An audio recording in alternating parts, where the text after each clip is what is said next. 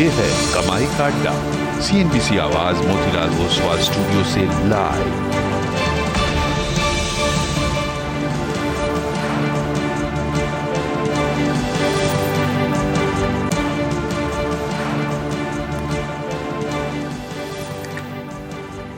नमस्कार, CNBC आवाज Motilal Oswal studios में आप सभी का स्वागत है। वेंसडे का सत्र और मार्केट में आज हम देख रहे हैं थोड़ा सा कंसोलिडेशन का मोड बनता हुआ, खासतौर से निफ्टी बैंक दबाव में, निफ्टी समेत। क्या हो आपकी क्लोजिंग रणनीति, उस पर करेंगे बातचीत, लेकिन पहले हेडलाइंस। 6 दिनों की जोरदार तेजी के बाद बाजार में मुनाफा वसूली का मूड। निफ्टी 19,400 के नीचे, बैंक निफ्टी में दबाव ज्यादा, लेकिन मिड कैप शेयरों में दिख रहा है अच्छा दम। इंडिया अच्छा लग रहा है दैट चाइना से थोड़े दुखी हैं, दैट चाइना में नुकसान हुए हैं एंड इंडिया केस ऑल्सो है स्ट्रॉन्गर। ये भी नहीं कहना चाहिए कि क्योंकि चाइना से दुखी है इंडिया आ रहे हैं ना, चाइना से दुखी है वन रीजन। इंडिया में अच्छी चीज़ें चल रही है फंडामेंटली। बाजार में हाल की तेजी से डरे नहीं, बाजार में है कई कमाई के मौके। CNBC आवाज के मैनेजिंग एडिटर अनुज सिंघल से खास बातचीत में हीलियस कैपिटल के समीर अरोड़ा ने कहा, फाइनेंशियल्स, न्यू एज, होटल शेयरों में बनेगा पैसा, IT शेयरों पर सतर्क रहने की दी सलाह। तिमाही आधार पर कमजोर अपडेट से HDFC बैंक करीब 3% फिसला। HDFC में भी इतनी ही गिरावट, वहीं बंधन बैंक में भी 4% की तेज गिरावट। कमजोर बाजार में FMCG शेयरों में दिखी जोरदार तेजी, लाइफ हाई पर पहुंचा निफ्टी का FMCG इंडेक्स, 4% से ज्यादा उछला कोलगेट का share.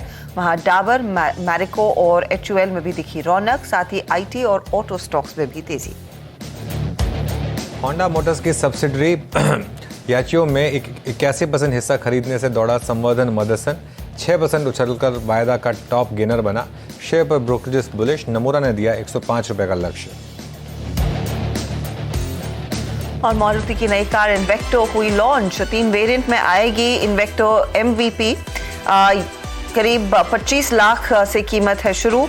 Top model इन्वेक्टो alpha plus की कीमत 28 लाख से ज्यादा।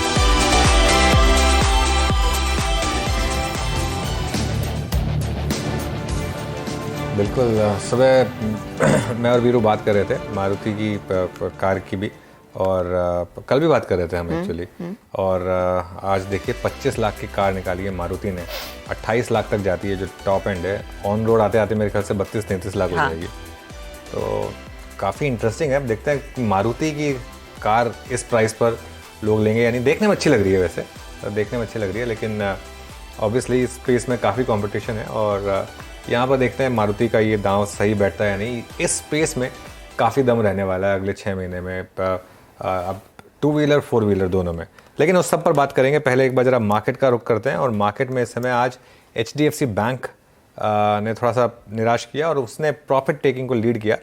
प्रॉफिट टेकिंग ही है देखिए निफ्टी में, लेकिन लोअर लेवल से बाइंग भी वापस आ रही है, लेकिन थोड़ा लोअर लेवल आज बैंक निफ्टी ने खासतौर से देखे। लेकिन आज मिड कैप और स्मॉल कैप ने काफ़ी आउट परफॉर्म किया, ये एक अच्छी बात है मार्केट के लिए अश्ता। और IT और फार्मा यहाँ पर भी थोड़ी सी बाइंग है, FMCG में थोड़ी सी बाइंग है। तो आज थोड़ा सा बैंकों ने रेस्ट ले लिया, तो बाकी शेयरों ने आज थोड़ी सी कमान संभाल ली, लेकिन ओवरऑल मार्केट ठीक है, मार्केट में कोई दिक्कत नहीं है। थोड़ा सा टर्निंग चल रहा है और ऑफ कोर्स हमने देखा है जो Q1 के अपडेट्स आ रहे हैं वो भी काफी अच्छे ही दिखाई दे रहे हैं अनुज। उसी फ्रंट पर फिर कंसिडरिंग आज थोड़ा सा इंडेक्स संभल कर ट्रेड करता दिखाई दे रहा है, कंसिडरिंग कल वीकली एक्सपायरी है, तेजी करनी अभी भी या नहीं? तेजी करनी है बिल्कुल, और हर डिप पर बाय करना है। देखिए 19,250 से 19,300 ये एक बड़ा सपोर्ट है। और निफ्टी कितना जा रहा है, 19,340 तक जा रहा है, उसके बाद फिर बाउंस बैक कर रहा है हफ्ता। अभी भी अपना ट्रेडिंग स्टॉप लॉस को 19,200 पर रखें।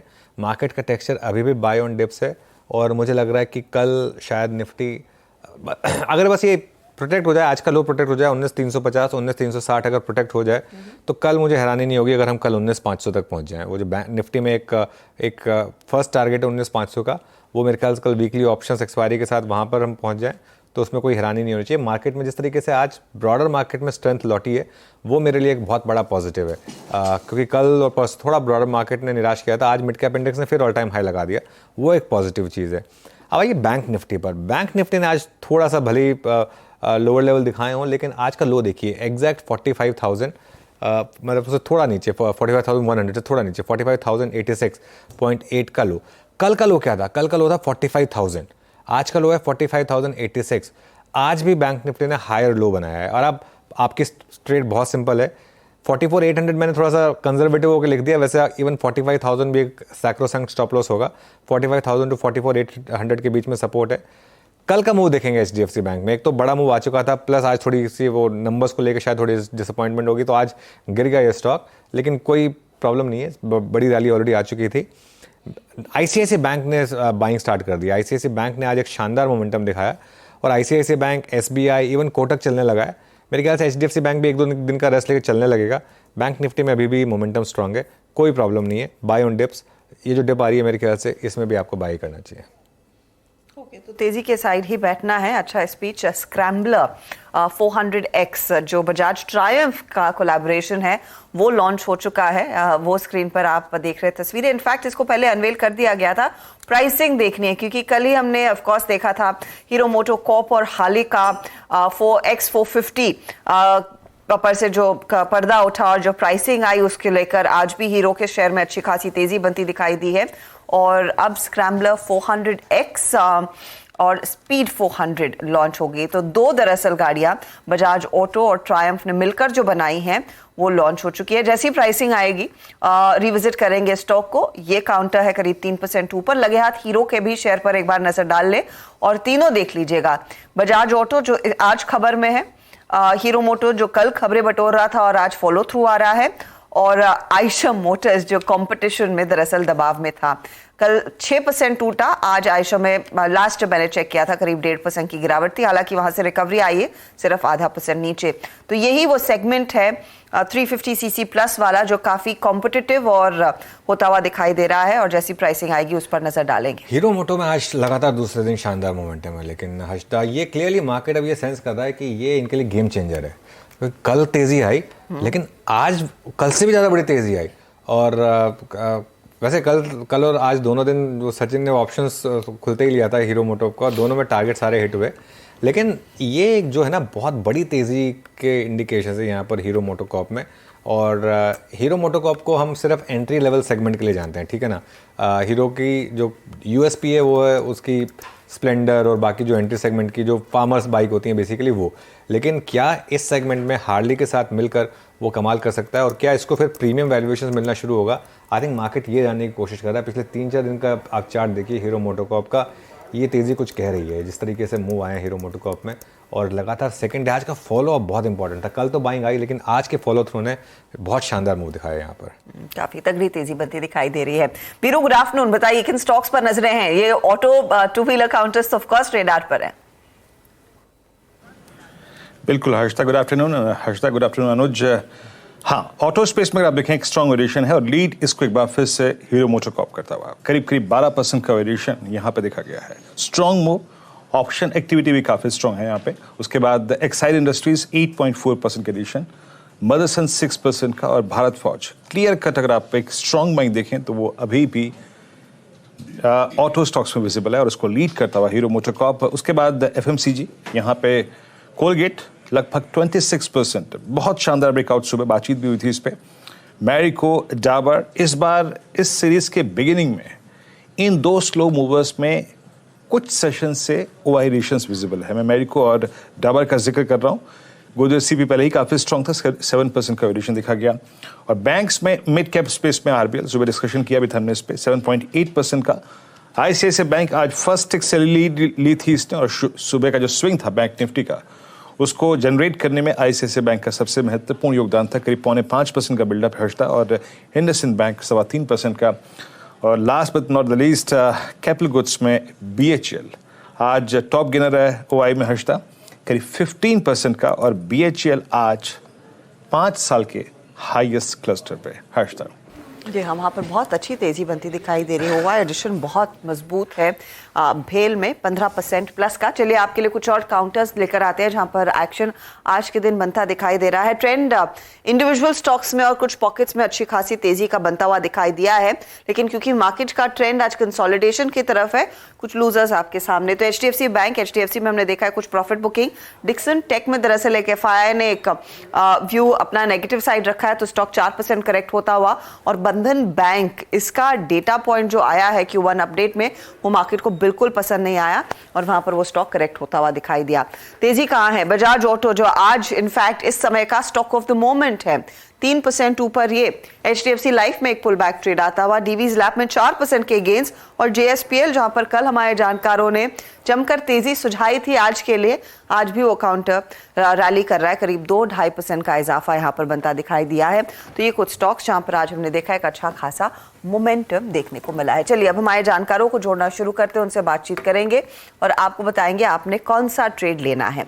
फंडामेंटल्स पर हमारे साथ गौरांग शाह है। टेक्निकल कॉल्स के लिए हम बात करेंगे प्रकाश काबा, राजेश सातपुते, विकास सालुंखिया, अमित सेठ और चंदन तापड़िया से। 2:20 पर फिर ऑटो सेक्टर पर दोबारा नजर डालेंगे क्योंकि यहीं पर पूरा एक्शन बनता दिखाई दे रहा है। मारुति की नई लॉन्च, बजाज ऑटो की नई गाड़ी और ऑफ कोर्स हीरो मोटो की गाड़ी। अब यहाँ से क्या समीकरण बैठ रहे हैं, ट्रेड किसके फेवर में आएगा, नरेंद्र सोलंकी को जोड़ेंगे। यतिन जायजा देने वाले हैं कि केमिकल सेक्टर में क्या चल रहा है। उसके बाद 2:30 बजे 2:40 पर 4 का चौका, अमित सेठ देंगे सस्ता ऑप्शन, राजेश सातपुते से समझेंगे एफएनओ का सुपरस्टार, विकास सालुंखे बताएंगे चार्ट का चमत्कार। मिड कैप फंडा गौरांग शाह की जुबानी। 2:50 पर हमारे साथ मार्केट बिग वॉइस में आज जुड़ने वाले हैं कंप्लीट सर्कल के मैनेजिंग पार्टनर और CIO गुरमीत चड्डा। और फिर ऑफ कोर्स क्लोजिंग की तैयारी करेंगे, डीलिंग रूम का जायजा, BTST ट्रेड्स और क्लोजिंग पर व्यूज। ओके, सब लाइंड अप है आपके लिए शो में। एक बार जरा कोलगेट वापस लेकर आइए। ये कल इसने ब्रेकआउट दिखाना शुरू किया था, कल आफ्टरनून में शो को इस स्टॉक को हमने पिक किया था, आज सुबह सुबह फिर रिविजिट किया था इसे और अब देखिए 5% का मूव यहाँ पर, करीब करीब 1800 के लेवल्स कोलगेट पर। चलिए अपने पैनल को जोड़ते हैं फिर। गाबा सर गुड आफ्टरनून, बताइए क्या ट्रेड लेंगे आप इस समय? Good afternoon. ट्रेड है मारुति। मारुति का चार्ट बढ़िया है, 2 दिन का करेक्शन है, खत्म हुआ, फ्रेश अपमूव हुआ है। ट्रेड कर रहा है 9886, लगता है 10,000 की तरफ जा रहा है, इस बार लगता है टच कर ही लेगा। स्टॉप होगा 9750 मारुति। ओके, तो ये फिलहाल मोमेंटम पकड़ता हुआ 9892 के लेवल्स पर खरीदारी का एक अच्छा मौका। 2.5% की तेजी 10,000 की तरफ तो बढ़ ही रहा है काउंटर। राजेश सातपुते आफ्टरनून, बताइए आपका ट्रेड। आफ्टरनून हर्षदा जी। हर्षदा जी देखिए, नजर तो ऑटो स्टॉक्स पे ही है क्योंकि वहीं पे ब्रेकआउट्स है और वहीं पे मोमेंटम है। तो देखिए then I would like to pick up this TVS motor, क्योंकि इसका स्ट्रक्चर मुझे लगता है कि जिस तरह से परसों के दिन 3 दिन में यहाँ पे आप कह सकते हैं कि प्रॉफिट बुकिंग हुई थी, उसके बाद फिर से यहाँ पे स्ट्रेंथ दिख रही है। तो देखिए TVS मोटर बाय करना है विद स्टॉप लॉस ऑफ 1300। मुझे लगता है यहाँ पे कम से कम 1360-1370 तक की जगह यहाँ पे अनफोल्ड हो रही है। So it's a buy in TVS motor. जी हाँ, प्रकाश सर ने मारुति की सवारी करी डे हाई पर, राजेश सतपुते जी TVS मोटर्स। गुप्ता जी अमित गुप्ता जी आपके पास ऑटो है या कुछ और है? आपका कन्विक्शन कॉल? माफ कीजिएगा अमित सेठ जी, कल वो अमित गुप्ता कल की याद है। अमित सेठ जी आपका व्यू, आपका कन्विक्शन ट्रेड? जी मैं इसलिए चुप हो गया था, मैं क्या, मेरे को लगा कोई और भी है शो पे। एनीवे वीरेन जी नहीं, इट्स नथिंग लाइक दैट।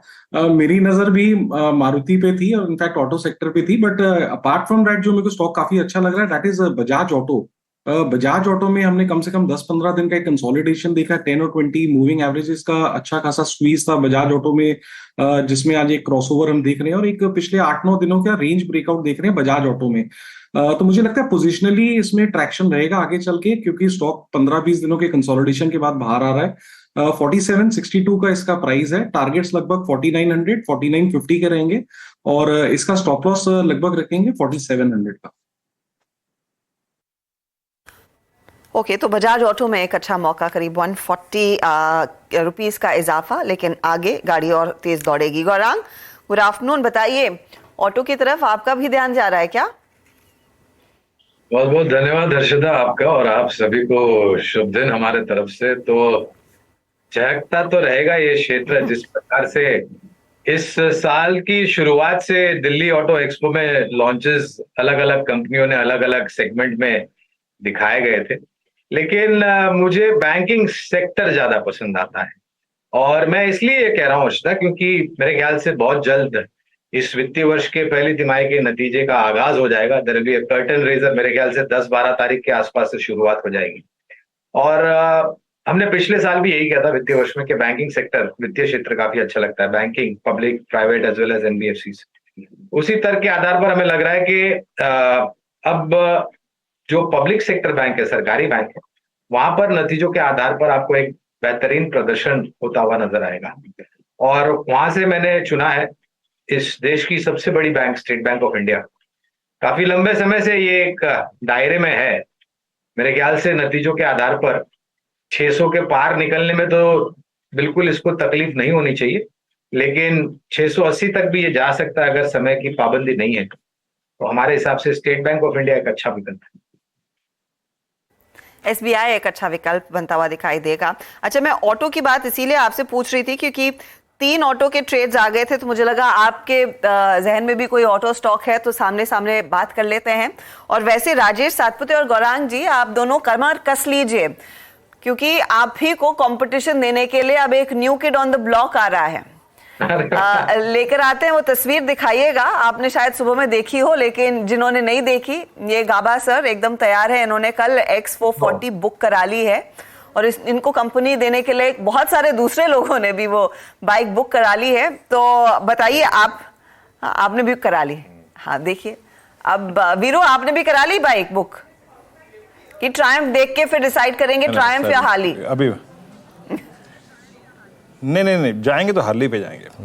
पर मैं आज करीब इसकी यूट्यूब पे कई सारे, अगर आप देखें, मैंने वीडियोस देखे, हर्षदा जो वॉइस है, जो आवाज़ है ना इस गाड़ी की, यकीन मानिए वो RX 100 वाले दिन याद दिलाती है। वो वॉइस नहीं है, लेकिन मतलब वाइब्रेशंस अच्छी हैं, यकीन मानिए। RX 100 वीरू ने बहुत अच्छे वाइब्रेशंस हैं। वीरू, आपने एक्चुअली स्कूल और कॉलेज की याद दिला दी क्योंकि 2 व्हीलर मैंने जब पहली सीखी थी तो RX 100 ही सीखी थी। जिसने RX 100 चला ली ना, वो हिंदुस्तान में आज तक कोई और बाइक को लाइक कर ही नहीं पाया। और आज की डेट में भी RX 100 नहीं कर पाया, नहीं लोगों ने अभी तक मेंटेन करके रखी है। आज की डेट में भी वो नई गाड़ियों के प्राइस पर बिकती है RX 100। 25 साल पुरानी बाइक हर्षदा। वो मतलब वो बाइक जब बैन हुई थी ना, मुझे बहुत दुख हुआ था उसके बाद, मतलब लेकिन क्या शानदार बाइक होती थी वो एक्चुअली। और उसके बाद वो 125 सीसी उनकी आई थी, बट RX 100 का चार्म ही अलग था। लेकिन हम डाइग्रेस कर रहे हैं, वो तो 100 सीसी की बाइक थी, हम 400 एंड बियॉन्ड की बात कर रहे हैं। गौरांग सर और राजेश सातपुते, आप लोग जो बड़े सालों से अपनी बुलेट के साथ लगे हुए हैं, बताइए अपग्रेड करेंगे, ट्रायम्फ हार्ली की तरफ जाएंगे या नहीं है जो नई गाड़ियां लॉन्च हुई हैं? एक तो हाँ गौरांग, आप बताइए। नहीं, बोलिए राजेश भाई, आप बोलिए। नहीं गौरांग जी बोला, हम दोनों का जो प्यार है बुलेट के प्रति, उसको थोड़ा छोड़ना डिफिकल्ट है। तो लेकिन हर्षदा जस्ट मेरे ख्याल से पिछले एक शो में मैंने मेरे बाइक के साथ एक फोटोग्राफ शेयर किया था। और मई के महीने में मेरी जावा मोटरसाइकिल जो है उसने 50 साल कंप्लीट कर लिया। मेरी बाइक बनी थी 1973 in the month of May. Jawa 50 साल हो चुके हैं। अब जैसे वीरू भाई बता रहे थे, तो मेरा भी मन थोड़ा बहुत बीच में है कि हार्ले पर जाए या फिर ट्रायम्फ पर जाए। लेकिन हाँ, अगर मैं इंजन की क्षमता देखता हूं तो definitely 400 CC would be a better option. बिल्कुल। मुझे अभी मेरे एक जानकार ने बोला, उन्होंने 89 से वो RX 100 रखी हुई है। वैसे खैर चलिए, अब एक काम करते हैं, थोड़ा इससे मूव ऑन करते हैं और बाकी स्टॉक्स की बात करते हैं कुछ। Gaurang, good afternoon. कोलगेट पर कोई व्यू आपका? आज कल और आज में एकदम से ये स्टॉक, पिछले कई महीनों से इसने कुछ नहीं किया, आज एकदम से जागा सडनली। अनुज भाई, आपको भी शुभ दिन हमारे तरफ से। तो कल हम जुड़े थे आपसे प्रातःकाल के शो में और हमने आईटीसी का जिक्र किया था, और आज कुछ खबर आई है आईटीसी के होटल कारोबार को अलग करने की बात कर रहे हैं। और ये क्षेत्र मुझे इसलिए भी अच्छा लगता है अनुज भाई, क्योंकि ये जो बारिश के अनुमान को लेकर के असमंजस परिस्थिति थी, अब वो धीरे धीरे दूर हो रही है। और हमारे जो कवरेज में है उसमें कोलगेट भी है, HUL है, आईटीसी है, Dabur, Marico, Emami, Godrej consumer, Tata consumer, Britannia, Nestle etcetera. और मुझे लग रहा है कि ये जो वॉल्यूम्स को लेकर के जो बढ़ावा मिलेगा, वो खास करके जो मांग ग्रामीण और मध्यम ग्रामीण भागों से आएगी, उसका एक बहुत ही अच्छा मेरे ख्याल से रुझान आपको नतीजों में आते हुए, इसके लिए समय लगेगा क्योंकि बारिश की मौसम अब है, दूसरे तीसरे तिमाही में आपको इसका नतीजा आता हुआ दिखेगा। लेकिन भारत इतनी बड़ी आबादी और खपत से चलने वाला देश है अनुज, और ये था, आज है और आने वाले भविष्य में भी रहेगा। और इसके सामने आप देखिए 35% जो आबादी है वो युवा है, जिसकी उम्र 30 साल या उससे नीचे की है। तो इतना बड़ा पॉजिटिव ट्रिगर है एफएमसीजी सेक्टर के लिए। मुझे ख्याल से आपको एफएमसीजी सेक्टर, कोलगेट जैसे शेयर या फिर एचयूएल जैसे शेयर, आईटीसी जैसे शेयर बिल्कुल आपको नजर रखनी चाहिए। और जब भी बाजार में मौका मिले, आपको इस क्षेत्र को और इस क्षेत्र से जुड़े स्टॉक को पोर्टफोलियो का एक हिस्सा बनाना चाहिए। और यहीं पर सबसे ज्यादा एक्शन बनता दिखाई दे रहा है। आप देखिए आए दिन निफ्टी का एफएमसीजी इंडेक्स हाईस पर ट्रेड करता हुआ, कोलगेट, आईटीसी, हमने इसका जिक्र किया। गोदरेज सीपी के दरअसल Q1 का अपडेट आया था और उसके बाद हमने देखा पूरी तेजी बनी है। राजेश सातपुते, गोदरेज सीपी मेरे ख्याल में आपने ही पिछले हफ्ते भी मेंशन किया था, कल भी हम इसको डिस्कस कर रहे थे, इस पर व्यू दीजिए। और मैरिको, डाबर में जिस तरह का फॉलो थ्रू है, उनमें भी कोई अच्छा ट्रेड साबित हो रहा है तो बताइएगा। हर्षदा जी देखिए, अगर गोदरेज सीपी का डेटा भी देखें तो यहाँ पे आज लॉन्ग एडिशन हुआ है करीबन करीबन 8%। एट द सेम टाइम अगर आप it's on a verge of breakout, मुझे लगता है ये 1100 का लेवल जैसे अनफोल्ड करेगा, तोड़ेगा, ब्रेकआउट देगा, उसके बाद इसका जो नेक्स्ट टारगेट बनेगा, जो रिसेंट हाई था, अर्लियर हाई था, उसी को ये रिटेस्ट करे जा रहा है करीबन करीबन 1150। तो अगर पोजीशन है या बनानी है तो आपको एक स्टॉप लॉस मेंटेन करना पड़ेगा करीबन 1075 का। सो 1075 का स्टॉप लॉस इनिशियल रखे, 1100 जैसे ही लांगेगा उसके बाद आप स्टॉप लॉस को ट्रेल करें, 1150 टारगेट रहेगा। काउंटर में स्ट्रेंथ है। और दूसरा जो सवाल था आपका डाबर या कोई, तो एक काउंटर जो है, जो रडार पे है पिछले कई दिनों से और जिसका जिक्र भी मैंने किया था, वो था हिंदुस्तान यूनिलीवर। यहाँ पे एक डायमेट्रिक फॉर्मेशन का ब्रेकआउट है और इसका टारगेट बनता है करीबन करीबन 2850-2900 का। तो एचयूएल मेरे रडार पे है, अभी भी बाय लिस्ट में है। स्टॉप लॉस जो मेंटेन करना है वो रहेगा 2720 का। ओके, एचयूएल 2760 पे। मीनवाइल प्रकाश सर की कॉल 9914 पे अभी करीब 21 का हाई लगा के आई मारुति। इंट्राडे हाई 27 का है, यानी अब अपने करियर के हाई से मात्र 70 रुपए दूर रह गया मारुति, मात्र 70 रुपए। All time high it's 9996 Maruti का है।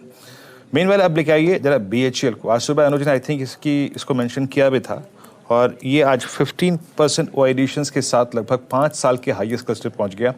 प्रकाश सर, मेरे को मालूम है आई थिंक 79 या फिर 82 पे आपने इसे पिक भी किया था एक दो बार, और ये मल्टी ईयर ब्रेकआउट आप कैसे अप्रोच कर रहे हैं इस स्टॉक को, और नेक्स्ट सप्लाई जोन क्या होगा, कहाँ तक के लिए राइड कर सकते हैं इस स्टॉक को?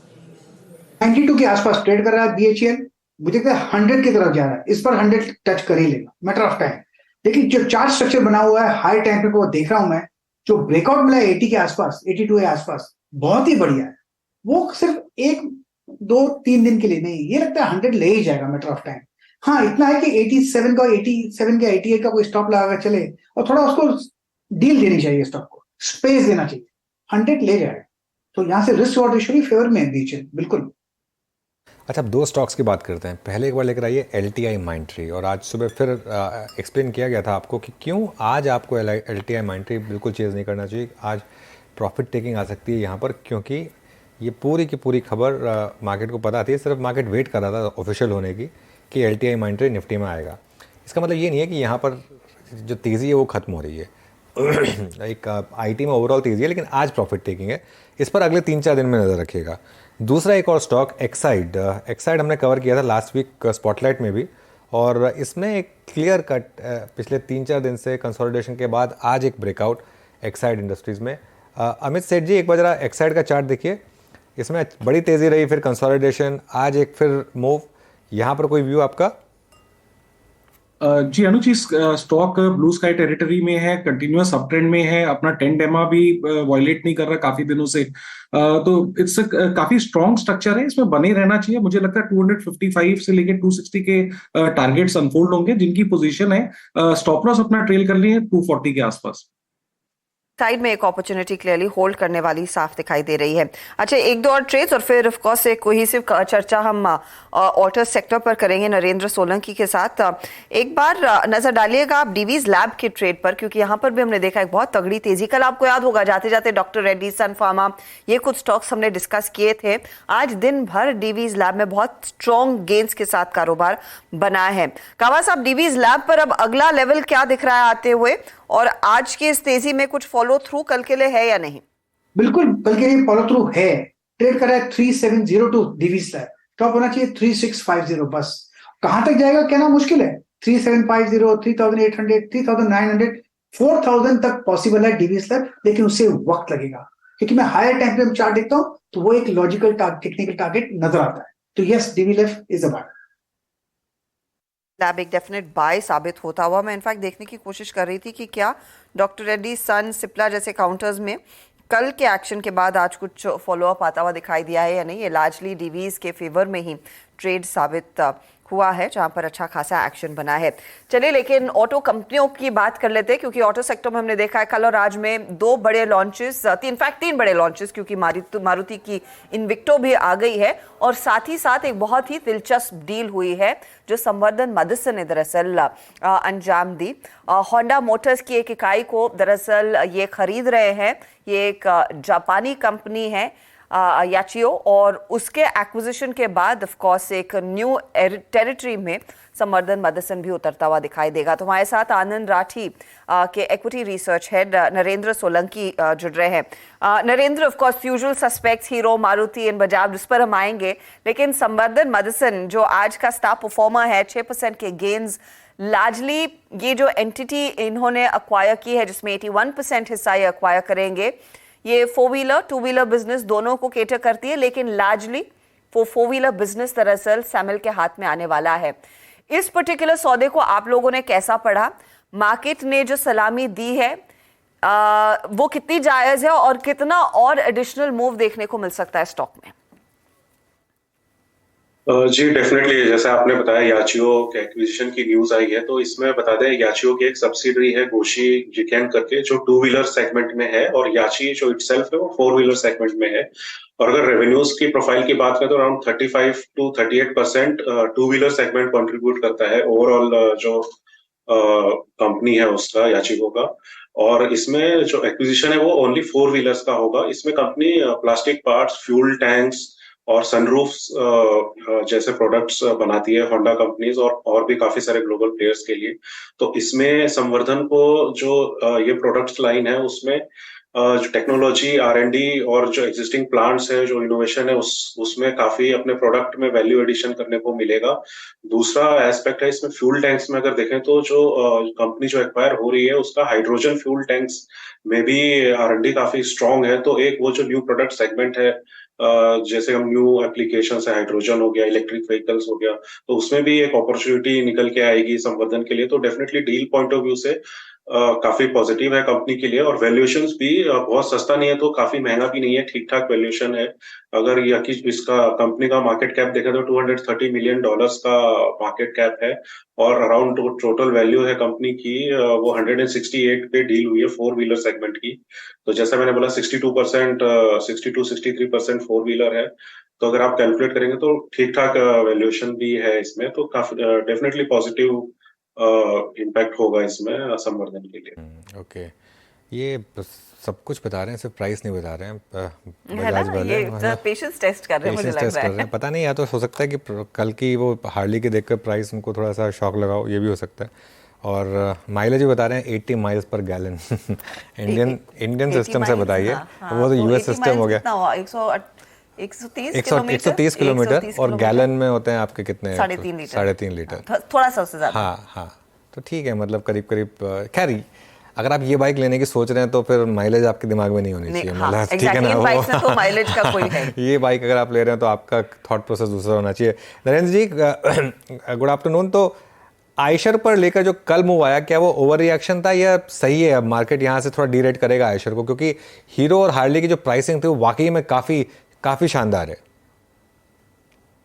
जी डेफिनेटली, और ये जो मार्केट का सेगमेंट है 350 सीसी एंड अबव का, ये काफी एक्साइटिंग मार्केट है और प्रीमियम भी कमांड करता है। और हमने देखा है जैसे कि आयशर ने बैक टू बैक कितने अच्छे सेल्स नंबर रिपोर्ट किए हैं, तो डेफिनेटली कंपटीशन उभर के आया है। और जहां तक बाइक का रिव्यू की बात करें जो अभी तक आए हैं, वहां पे देखने को मिला है कि काफी कन्विंसिंग दिख रही है बाइक, बहुत स्पेक्स के परफॉर्मेंस में। और खास बात है जो साउंड, जो कि काफी इंपॉर्टेंट क्राइटेरिया रहता है इस सेगमेंट के जो कस्टमर्स है उनका। और ये बात भी एक गौर करने वाली, क्योंकि हीरो ने स्पेशली बोला है कि हमने स्पेसिफिकली साउंड के ऊपर फोकस किया है, और अगर स्पेक्स भी देखें तो लॉन्ग बोर इंजन है ये, तो डेफिनेटली ये साउंड को ध्यान में रख के ही बनाया गया है। तो काफी कुछ अपने हिसाब से हीरो ने पोजीशन करने का कोशिश किया कंपटीशन, तो डेफिनेटली काफी इंटेंस होगा ही, और कुछ इम्पैक्ट तो डेफिनेटली पड़ेगा ही, लेकिन आगे आने वाले जो बुकिंग के नंबर्स हैं और डिलीवरी के नंबर्स हैं उस पर भी नजर रखनी पड़ेगी। तो थोड़ा तो फर्क पड़ेगा, कंपटीशन इंटेंस हो रहा है, बाकी नंबर्स बताएंगे कि आगे जाके कि कितना कस्टमर्स की तरफ से एक्सेप्टेंस आती है। अच्छा, बात होगी टू व्हीलर स्पेस की पूरी यहाँ पे। नरेंद्र जी, मारुति पे आपका व्यू क्या है इस वक्त? 9921 अपने करियर के ऑल टाइम हाई पे है। इन्वेक्टो के लॉन्च के साथ 2 बातें हुई, मतलब 2000 सीसी में लगभग 2 या फिर 2.5 डेकेड से जो स्पेस खाली पड़ा हुआ था, जो टाटा ने टाटा सफारी के साथ या फिर महिंद्रा ने स्कॉर्पियो के साथ या फिर XUV 500 या फिर 700 के साथ अब तक लूट रखा था, फाइनली मारुति की 2000 सीसी में अब एक प्रेजेंस होगी। अब उनकी सबसे सस्ती गाड़ी लगभग 4.5 से लेकर करीब 35 लाख तक जाएगी, और करीब करीब मेरे ख्याल से 18 या 19 गाड़ियां हैं उनके पास। मारुति को इन बदले डायनामिक्स के बीच में आप कैसे अप्रोच करेंगे, और आपका कन्विक्शन मारुति पर क्या बनता है इस वक्त, और लक्ष्य क्या होंगे मारुति पर? जी, इसमें जो न्यू प्रोडक्ट लॉन्चेस है, स्पेशली जो एसयूवी सेगमेंट है, उसमें अगर मारुति का स्ट्रेटेजी देखें तो हाइब्रिड स्ट्रेटेजी के साथ इन्होंने एंटर किया है, और ये फिलहाल तो बाकी के प्लेयर्स ये स्ट्रेटेजी फॉलो नहीं करें तो डेफिनेटली कुछ बेनिफिट यहाँ पे मिलता हुआ दिख सकता है कंपनी को। हालांकि फिलहाल जो कंपनी का ओवरऑल पोर्टफोलियो है उसमें मिड रेंज और स्मॉल कार्स का हैवी है, तो उसका डेफिनेटली इम्पैक्ट कुछ टाइम के लिए तो रहेगा ही मारुति के अंदर। लेकिन जो नया प्रोडक्ट है वो काफी प्रॉमिसिंग दिख रहा है, और यहाँ पे डेफिनेटली कुछ तो एड होगा मारुति के ओवरऑल बिजनेस में। लेकिन मारुति के खेमे से इतनी, ये तो काफी महंगी गाड़ी साबित हो रही है, इनका ये एब्सोल्यूट टॉप एंड पर आई है। टेकर्स रहेंगे क्या नरेंद्र जी? क्योंकि मेरे ख्याल में इसकी डायरेक्ट कंपटीशन Hyundai Tucson से है। आई डोंट नो Hyundai की ऐसी Tucson की कैटेगरी में और कौन सी नई गाड़ियां आई हैं। फिर आपको याद होगा कुछ साल पहले, pre Covid of course, M&M ने अपनी ऑल्टोरस लॉन्च की थी, वो ऑफ कोर्स 33 लाख से शुरू हुई, लेकिन वो गाड़ी ज्यादा चली नहीं। तो ये एब्सोल्यूट प्रीमियम सेगमेंट, जहां पर फिर आपको 20 लाख और दे देते हैं तो आपको टोयोटा फॉर्च्यूनर मिल जाती है, आपके पास फोर्ड एंडेवर जैसे ऑप्शंस हैं, ये बैठ पाएगी क्या? जो पोजीशनिंग और ब्रांड के पोजीशनिंग के हिसाब से हल्का थोड़ा तो डिफिकल्ट डेफिनेटली होगा, इतना इजी केक वॉक नहीं होगा कंपनी के लिए, और कन्विंस करना भी कंपनी को पड़ेगा। स्पेशली अगर बात करें सेफ्टी पॉइंट ऑफ व्यू से, तो कंपनी यहाँ पे बाकी के जो कॉम्पिटिटर हैं स्पेशली इन सेगमेंट में, वहां पे हमेशा परफॉर्मेंस उतना अच्छा नहीं रहा है, तो कंपनी को 2-3 फ्रंट पे प्रॉमिसिंग कुछ दिखाना पड़ेगा। तो डेफिनेटली डिफिकल्ट रहेगा, इतना इजी नहीं रहेगा टेक ओवर कर पाना इस सेगमेंट के अंदर एंट्री। तो वो अब दिखेगा हमको, नेक्स्ट की सेल्स नंबर्स किस हिसाब से रिफ्लेक्ट होते हैं कंपनी। ओके, चलिए नरेंद्र जी, शुक्रिया जुड़ने के लिए आज हमारे साथ और इस पूरे सेक्टर पर बात करने के लिए। मारुति डेज हाई पर 9950 और वो 9996, इसका जो प्रिवेलिंग ऑल टाइम हाई है, इसको क्रॉस करने की तैयारी करता हुआ ये स्टॉक मिड कैप मार्केट में शानदार तेज़ी। मिड कैप इंडेक्स, आज मिड कैप सेलेक्ट की वीकली एक्सपायरी भी है, मिड कैप इंडेक्स अब 0.5% ऊपर यहाँ पर। उसके अलावा डीवीज लैब्स एक शानदार स्टॉक रहा है आज, डीवीज लैब्स में बहुत ज़बरदस्त तेज़ी। लेकिन हर्षदा, अभी भी जगह हीरो मोटोकॉर्प में, मतलब इतनी बड़ी रैली के बाद भी, क्योंकि क्या होता है हम भूल जाते हैं कि हीरो मोटोकॉर्प ने जितना अंडर परफॉर्म किया था, और प्लस ये बहुत स्ट्रॉन्ग डिविडेंड प्ले भी है। हीरो मोटोकॉर्प आप मतलब 2021 में 3000 रुपये हुआ करता था, उसके बाद उसमें वो इनकम टैक्स वाला वो मामला आया, उसके बाद वो स्टॉक गिर के 2300 तक आया, फिर एक रैली आई, फिर वो दोबारा मामला आया, फिर 2300 पे आया स्टॉक, तो 2300 ही कर रहा था ये स्टॉक पिछले कई टाइम से। फाइनली अभी 3000 को क्रॉस करके देखिए, बहुत मतलब रिसेंटली 2300 तक गया था ये स्टॉक। अब क्योंकि ये रैली बहुत फास्ट रही है तो हमको लग रहा है कि काफ़ी चल चुका है स्टॉक, लेकिन देखिए 12 महीने का मूव 15% चला है। इसके सामने आप TVS मोटर का 12 महीने का चार्ट लेकर आइए एक बार। ऑब्वियसली TVS मोटर में वो पूरी की पूरी EV स्पेस का लेकर एक अलग चार्म रहा है इसके लिए, लेकिन TVS मोटर 12 महीने में 62% भागा है, ठीक है ना। और हीरो मोटोकॉर्प में डिविडेंड प्ले भी है, तो मुझे तो हीरो में यहाँ से भी जगह दिखती है फ्रैंकली। ऑब्वियसली ये बाय कॉल नहीं है, आप अपने फाइनेंशियल एडवाइजर से पूछिएगा, लेकिन हीरो मोटोकॉर्प अभी भी मुझे लग रहा है कि यहाँ पर एक शायद आपको एक रिलेटिवली बेटर प्लेस्ड है कंपेयर टू बाकी सब। बजाज की जो प्राइसिंग है जो सुनने में आ रही है करीब करीब 2.8 लाख की होगी मेरे ख्याल से, जो सुनने में आ रहा है कि 2.8 लाख की प्राइसिंग होगी। 2.8 लाख की प्राइसिंग हुई तो फिर मैं हार्डली लूँगा फिर, मतलब उसका टॉप मॉडल भी 2.69 लाख में मिल रहा है, मैं ट्रायम्फ क्यों लूँगा? मैं हार्डली लूँगा ना। आप एक हार्डली खड़ी है बगल में, एक ट्रायम्फ खड़ी है, आपकी नज़र पहले हार्डली पे ही जाएगी। और ये बाइक तो इस चीज़ के लिए होती है ना कि भाई नज़र जा रही है कि नहीं जा रही है आपकी, तो ऑब्वियसली आप फिर हार्डली लेंगे। एग्जैक्टली, तो इसके लिए मुझे लग रहा है कि शायद बजाज अगर 2.8 पे लाएगा तो शायद उतना रिस्पॉन्स ना मिले उनको। जो वाव फैक्टर कल था ना हार्ले को लेकर, वो यहाँ मिसिंग है। हाँ, वो एक्चुअली मतलब कल हम कितने एक्साइटेड थे क्योंकि प्राइसिंग भी इतनी अट्रैक्टिव हो रही थी। एग्जैक्टली मतलब आयशा की वो क्लासिक और मीटियोर के सामने कितनी 15 से 20% का ही प्रीमियम था। एग्जैक्टली, तो तब आप डेफिनेटली जा रहे थे, पर ट्रायम्फ उससे ज्यादा आएगा। इनफैक्ट 2.8 आप कह रहे हैं अनुज, ज्यादातर जो रिपोर्ट्स में पढ़ रही थी उसमें तो अंदाजा 3.2 का था। अगर 2.8 पर आ रहे हैं वो कल हार्ले के प्राइसिंग को देखकर फिर नीचे लाया जा रहा है। हो सकता है, बिल्कुल हो सकता है, बट 2.8 लाख की जो मार्केट बज है वो 2.8 लाख की वहां पर। अच्छा, इस बीच मारुति आपने ऑफ कोर्स कैश मार्केट में कहा वो हाईस की तरफ बढ़ता हुआ 9981 के लेवल्स पर आ चुका है, लेकिन फ्यूचर्स में इसने तिलक लगा लिया है 10,000 वाला। और राजेश सातपुते बताइए, अब फ्यूचर में ट्रेड और भी एक्साइटिंग हो रहा है या फिर कैश मार्केट में उस लेवल का इंतजार कर रहे हैं आप? हर्षद जी, मुझे लगता है फ्यूचर में ज्यादा एक्साइटिंग है। और जनरली हम देखते हैं कि जब नया हाई लगाता है उसके बाद जो शॉर्ट कवरिंग आती है वो थोड़ी और तेज होती है, वो नया हाई थोड़ा सा और एक्सटेंड हो सकता है। तो मेरे हिसाब से यहाँ पे जो नया हाई एक्सटेंड कहाँ तक होगा, तो मेरे हिसाब से कम 10,300 10,400 तक की मूव अभी भी बाकी है। तो जो गाबा जी ने यहाँ पे जो ट्रेड दिया है, मैं भी मानता हूँ कि मारुति में रैली कंटिन्यू होगी।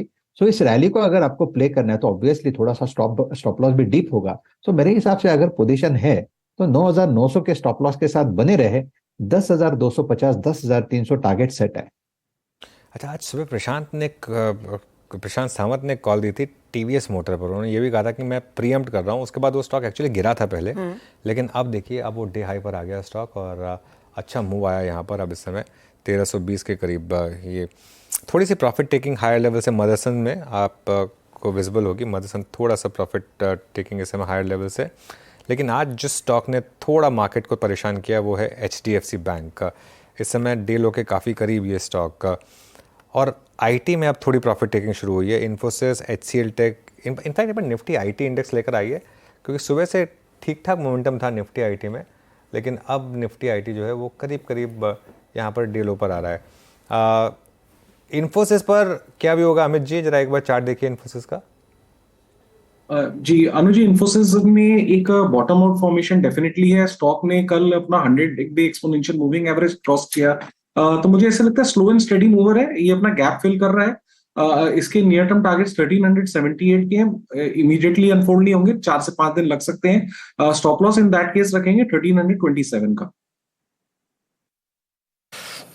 ओके, इन्फोसिस 1344। विकास सालू के इस पैनल में जुड़ चुके हैं। विकास, गुड आफ्टरनून। विकास, बताइए आपका ट्रेड क्या है, क्या चीज कर रहे हैं आप इस वक्त? Good afternoon Virendra ji. देखो मार्केट फिलहाल तो एक साइडवेज मोमेंटम है। मिड कैप में एक अच्छा सा मोमेंटम यहाँ पे देखने मिल रहा है। पहला रहेगा सीजी पावर। मुझे लगता है कि सीजी पावर 380 के ऊपर स्ट्रॉन्ग कैंडिडेट यहाँ पे देखने मिलेगा। लास्ट 2 ट्रेडिंग सेशन में हमने देखा कि एक थोड़ा सा यहाँ पे मोमेंटम नहीं हो रहा था, लेकिन आज इंट्राडे में वापस 380 के ऊपर ये निकल पा रहा है। तो मुझे लगता है 396 के टारगेट यहाँ पे आते हुए देखने मिल सकते हैं। नीचे में जो इम्पोर्टेंट लेवल यहाँ पे इंट्राडे में नोट डाउन किए जो आ रही है वो 375 का है। तो 375 के स्टॉप लॉस से सीजी पावर को यहाँ पे बाय करना है। 396 का यहाँ पे टारगेट रहेगा। दूसरा रहेगा भेल BHA। यहाँ पे भेल में हमने देखा है कि 90 का एक अच्छा ब्रेकआउट यहाँ पे देखने मिल रहा है, और जिस हिसाब से आज पूरे दिन में एक पॉजिटिव रुझान यहाँ पे देखने मिल रहा है, और जो डेली चार्ट पे वॉल्यूम के साथ जो ब्रेकआउट यहाँ पे देखने मिल रहा है 90 का, तो मुझे लगता है ये ऊपर में एक अच्छा मूव कैरी करते हुए देखने मिलेगा। 98 के टारगेट यहाँ पे इमीडिएट बेस पे मुझे लगता है कि भेल में आते हुए देखने मिलेंगे। और स्टॉप लॉस जो यहाँ पे नोट डाउन हुआ है वो 89 का है। तो 89 के स्टॉप लॉस से भेल यहाँ पे बाय करना है 98 के टारगेट पर। ओके, 2 ट्रेड्स यहाँ पे सीजी पावर और BHL 9215 पे। मीनवाइल जरा एक बार टाइटन लेके आइए। टाइटन अब अगर इस प्राइस पे क्लोज होता है तो ये भी इसके करियर का हाईएस्ट क्लोज होगा।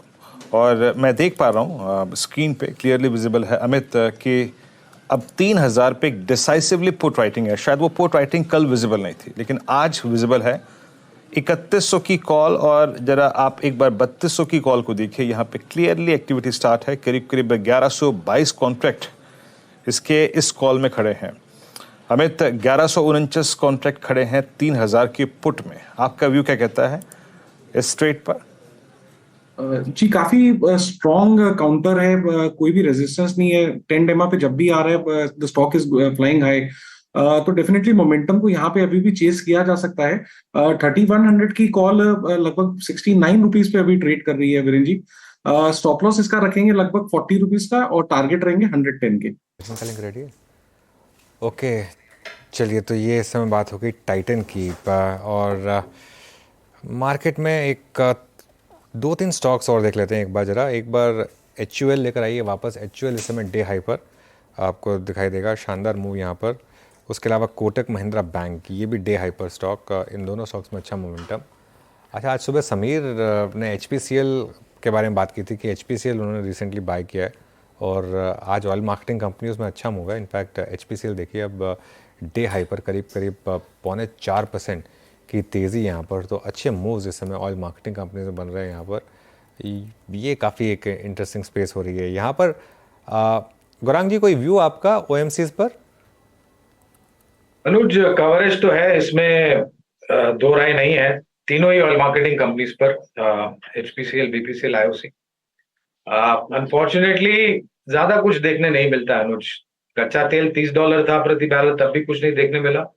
$120-125 गया, तब भी कुछ देखने नहीं मिला। और अब $70-75 प्रति बैरल है, तब भी कुछ देखने नहीं मिल रहा है। डिविडेंड पे आउट रेशियो है अच्छा, इसमें कोई दो राय नहीं है। लेकिन मेरे ख्याल से सरकार की तरफ से कुछ नीतियों को लेकर के, विनिवेश को लेकर के अगर गति पकड़ती है, तो मेरे ख्याल से थोड़ा बहुत और बेहतरीन रुझान यहाँ पर देखने मिल सकता है। एक्चुअली इसमें तो काफ़ी इंटरेस्टिंग हो रहा है कि क्योंकि इस क्वार्टर के नंबर्स हो सकता है ऑयल मार्केटिंग कंपनीज के अब तक के ऑल टाइम हाई नंबर्स हों, क्योंकि पिछले 3 महीने में क्रूड के भाव जितने नीचे रहे हैं, और चाहे किसी भी बहाने से सही ये बोल दिया गया हो कि पुराने लॉसेस कॉम्पनसेट करने के लिए, लेकिन मार्केटिंग मार्जिन अब इस समय कंपनियों के बहुत हाई हैं। मेरे ख्याल डबल डिजिट रुपीज़ टर्म्स में मार्केटिंग मार्जिन इस समय कंपनी एंजॉय कर रही हैं पेट्रोल और डीजल पर। ये एक बहुत अपने आप में एक स्टनिंग स्टैटिस्टिक होगा, और यही शायद मार्केट प्राइसिंग करने की कोशिश कर रहा है। और अर्निंग सीज़न शुरू, हमेशा मार्केट अर्निंग सीज़न जब शुरू होता है तो ये अंदाज़ा लगाने की कोशिश करता है कि किस सेक्टर के नंबर अच्छे आएंगे, किस सेक्टर के नंबर ख़राब आएंगे। क्लियरली ऑयल मार्केटिंग कंपनीज के नंबर्स काफ़ी अच्छे आने की उम्मीद है, ये मार्केट मान के चल रहा है। एक सेक्टर लेकिन जहाँ पर नतीजे ख़राब रह सकते हैं उसकी बात कर लेते हैं अब, केमिकल्स की। दरअसल चीन के खुलने के बाद केमिकल्स के दामों में भारी गिरावट दिखी है, और क्या कारण और रहे हैं और कैसे होंगे नतीजे, ये जानने के लिए चलते हैं यतिन के पास। Yatin, good afternoon. Good afternoon. और देखिए, अभी भी काफ़ी सारे जो केमिकल कंपनीज हैं हिस्टोरिक वैल्यूएशंस पे ट्रेड कर रहे हैं, और ये एनालाइज करना ज़रूरी था कि किस हिसाब से पूरा का पूरा सेक्टर अभी प्लेस्ड है। अगर हम फर्स्ट क्वार्टर की बात करें तो ऑब्वियसली यहाँ आपको दिखेगा कि चाइना की कोविड के बाद एक ज़ोर से कमबैक हुई है इंटरनेशनल मार्केट्स में, बेसिक रॉ मटेरियल्स को लेके और केमिकल्स को लेके। और जैसे ही चाइना रीओपन हुआ है, हमने ये देखा है कि ज़्यादातर केमिकल्स के दाम अच्छी तरीके से करेक्ट हुए हैं। अगर आप quarter on quarter sequential change देखें की कमोडिटीज़ का जो केमिकल स्पेस में है, उनमें सबसे पहले कॉस्टिक सोडा की बात करते हैं। कॉस्टिक सोडा के दाम सिक्वेंशियल बेसिस पर लगभग 26% नीचे हैं। एसीटोन जो कि दीपक नाइट्राइट का एक की प्रोडक्ट है, वो 14% नीचे है। इथाइल एसीटेट जो जुबलिन इंग्रेविया जैसी कंपनीज बनाती हैं, उनके दामों में 14% की गिरावट है। अगर हम सोडा ऐश की बात करें तो हमने देखा है बहुत टाइम से टाटा केमिकल जैसी कंपनियां प्राइसेस काट रही हैं, और इसका मेन रीज़न है China reopening. Chinese soda ash के दाम 16% गिरे हैं। और TDI ये जो रॉ मटेरियल है, ये फोम बनाने के काम आता है, यहाँ भी 7-8% की गिरावट देखी है हमने। GNFCs का एक बड़ा प्रोड्यूसर है इंडिया में और ग्लोबली। तो अक्रॉस द बोर्ड हमने केमिकल के दाम में गिरावट देखी है। लेकिन ये यहाँ तक नहीं रुकता। जहाँ तक कि इंडियन एक्सपोर्टर्स का सवाल है, जो स्पेशलिटी केमिकल बिजनेस में है, फ्लोरो गैस में है, काफ़ी सारे दूसरे प्रोडक्ट्स में, यहाँ भी हमने दाम में दबाव देखा है, क्योंकि चाइना रीओपनिंग के बाद हमने ये महसूस किया है कि चाइना में भी स्लो डाउन है, EU US में भी थोड़ा बहुत स्लो डाउन दिखाई पड़ रहा है, जिसके कारण जो पीक डिमांड थी और पीक प्राइसेस थे वो सारे के सारे नीचे आ गए। अगर हम फिलिप कैपिटल के अर्निंग्स प्रीव्यू की बात करें तो यहाँ काफ़ी इंटरेस्टिंग इन्होंने चीज़ें निकाली हैं। इनको लगता है कि फर्स्ट क्वार्टर के earnings one of the worst आएंगे बहुत सालों बाद। तो Q1 में एक्सपेक्ट कीजिए बहुत सारी केमिकल कंपनीज के नतीजे साल दर साल बेसिस पे बहुत ख़राब आएंगे। इसका की कारण ये है कि जो एडवांस इकोनॉमीज़ हैं EU और US, जो कि इंडिया से काफ़ी सारे केमिकल्स खरीदती हैं, यहाँ स्लो डाउन है और सेकेंड क्वार्टर ऑनवर्ड्स भी आप थोड़ा बहुत पेन आता हुआ देख सकते हैं। अगर हम Q1 एक्सपेक्टेशंस की बात करें तो अतुल लिमिटेड, ये एक गुजरात बेस्ड केमिकल कंपनी है। इनके प्रॉफिट में लगभग 60% का ईयर ऑन ईयर बेसिस पे डिक्लाइन आएगा। अगर हम आरती इंडस्ट्री की बात करें तो यहाँ भी आपको 58% का EPS कट दिखेगा ईयर ऑन ईयर बेसिस पे। SRF जैसी कंपनीज के अर्निंग्स भी 23% से डिप होने चाहिए।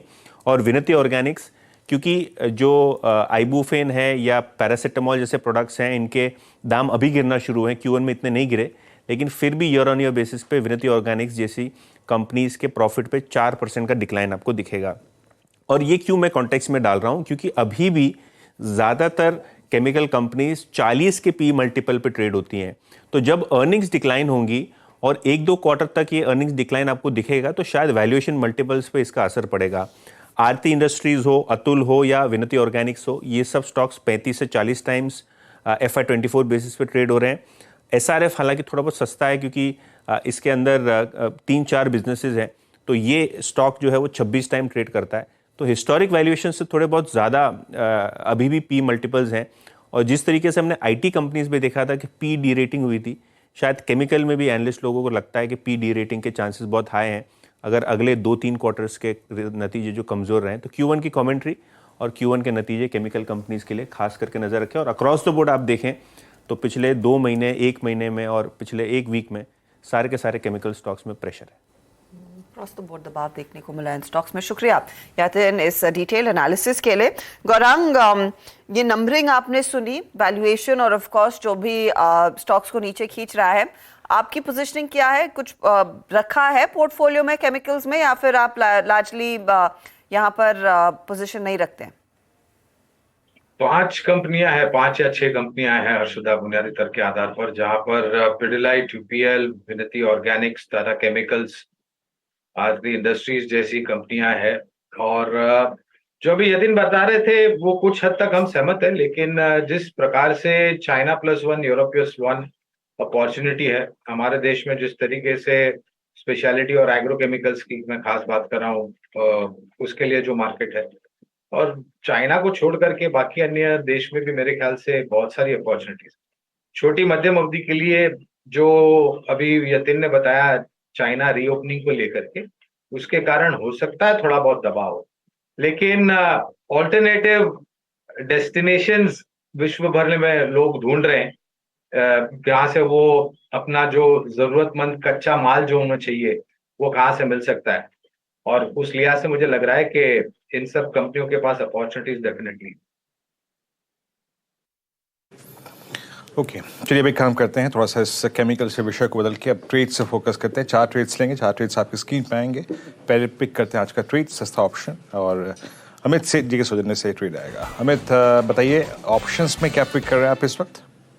जी वीरेंद्र जी, बजाज ऑटो का 4740 का कॉल अभी ट्रेड कर रहा है 140 रुपीज में। ये बाई करने की सलाह है। टारगेट रहेगा 200 का और स्टॉप लॉस रहेगा 110 का। कॉल लेना है आपको, ये सस्ता ऑप्शन हो गया। चलिए एफएनओ सुपरस्टार के लिए राजेश सतपुते के पास चलते हैं। राजेश जी, आपकी ट्रेड?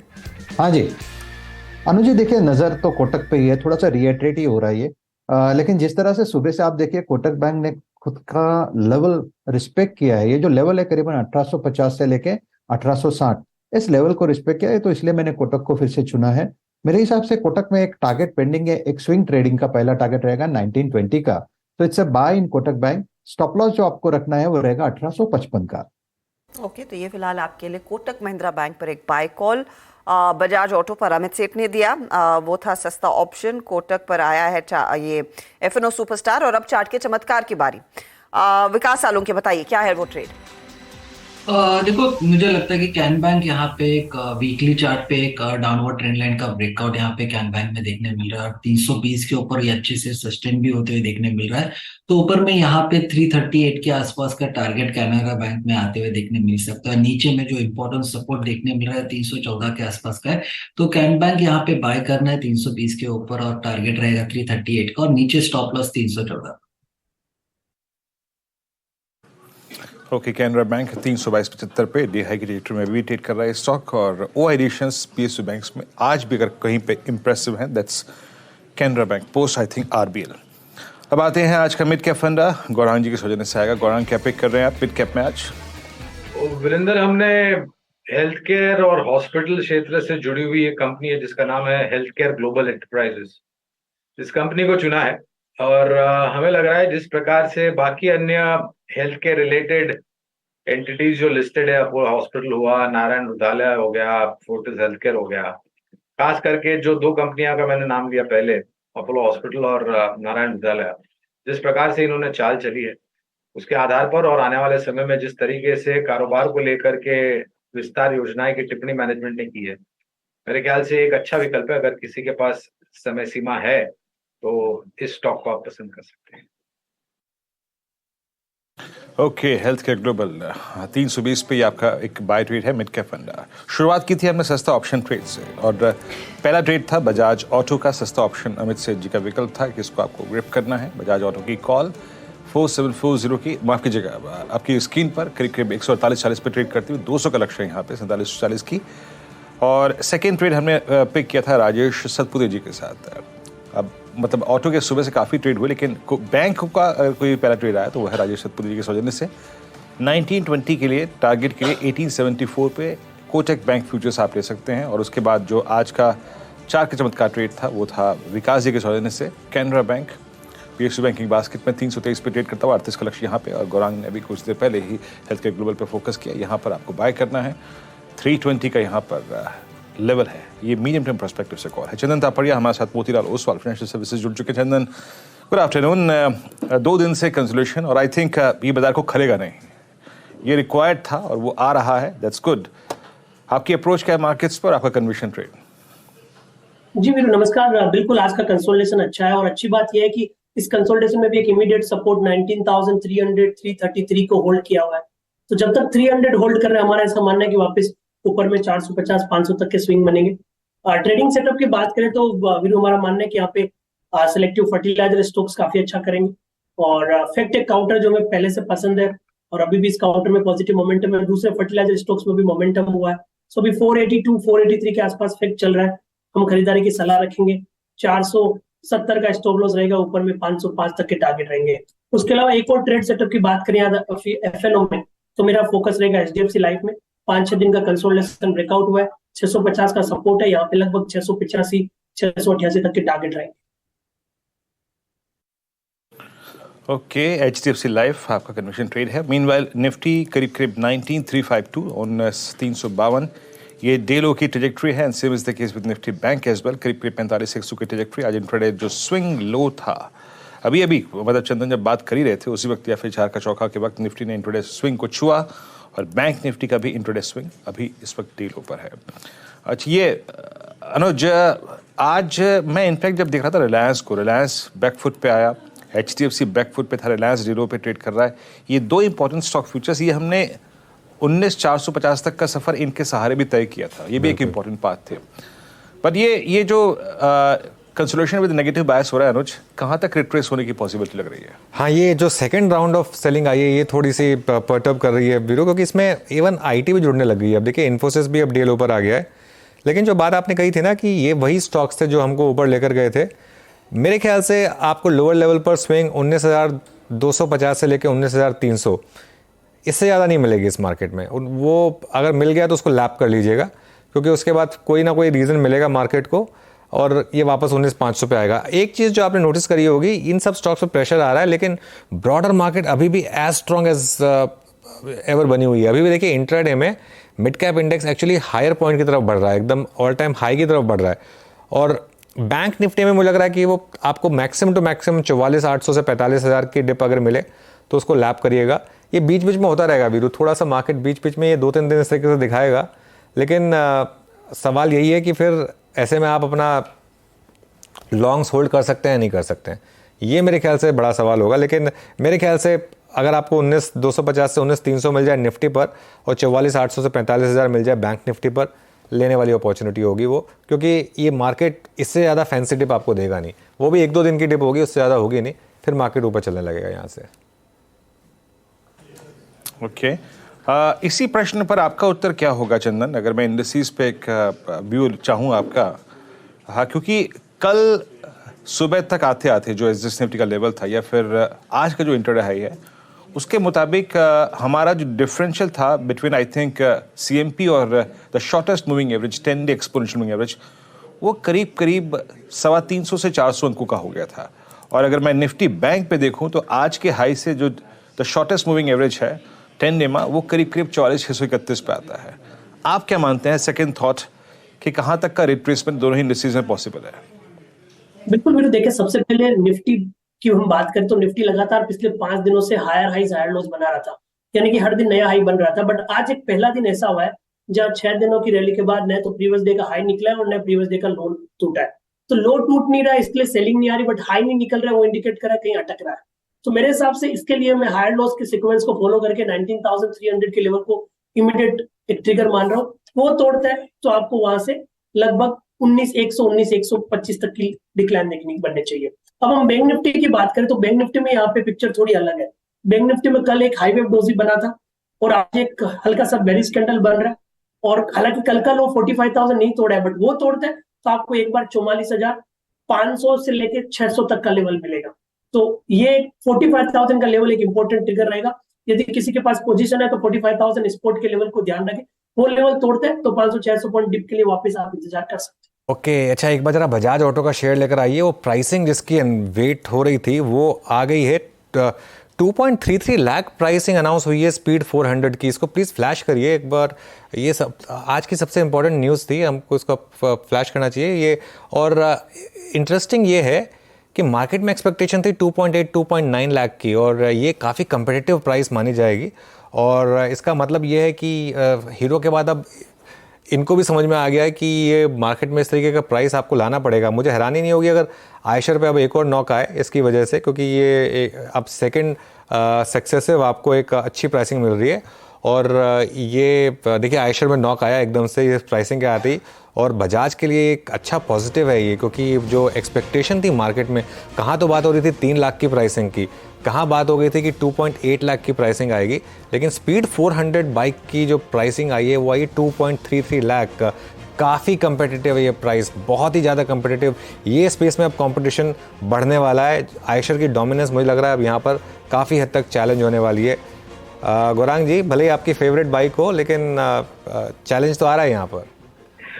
मैं बहुत ही अचंभित रह गया हूँ अनुज, 2.33 लाख का प्राइस टैग इस बाइक के लिए।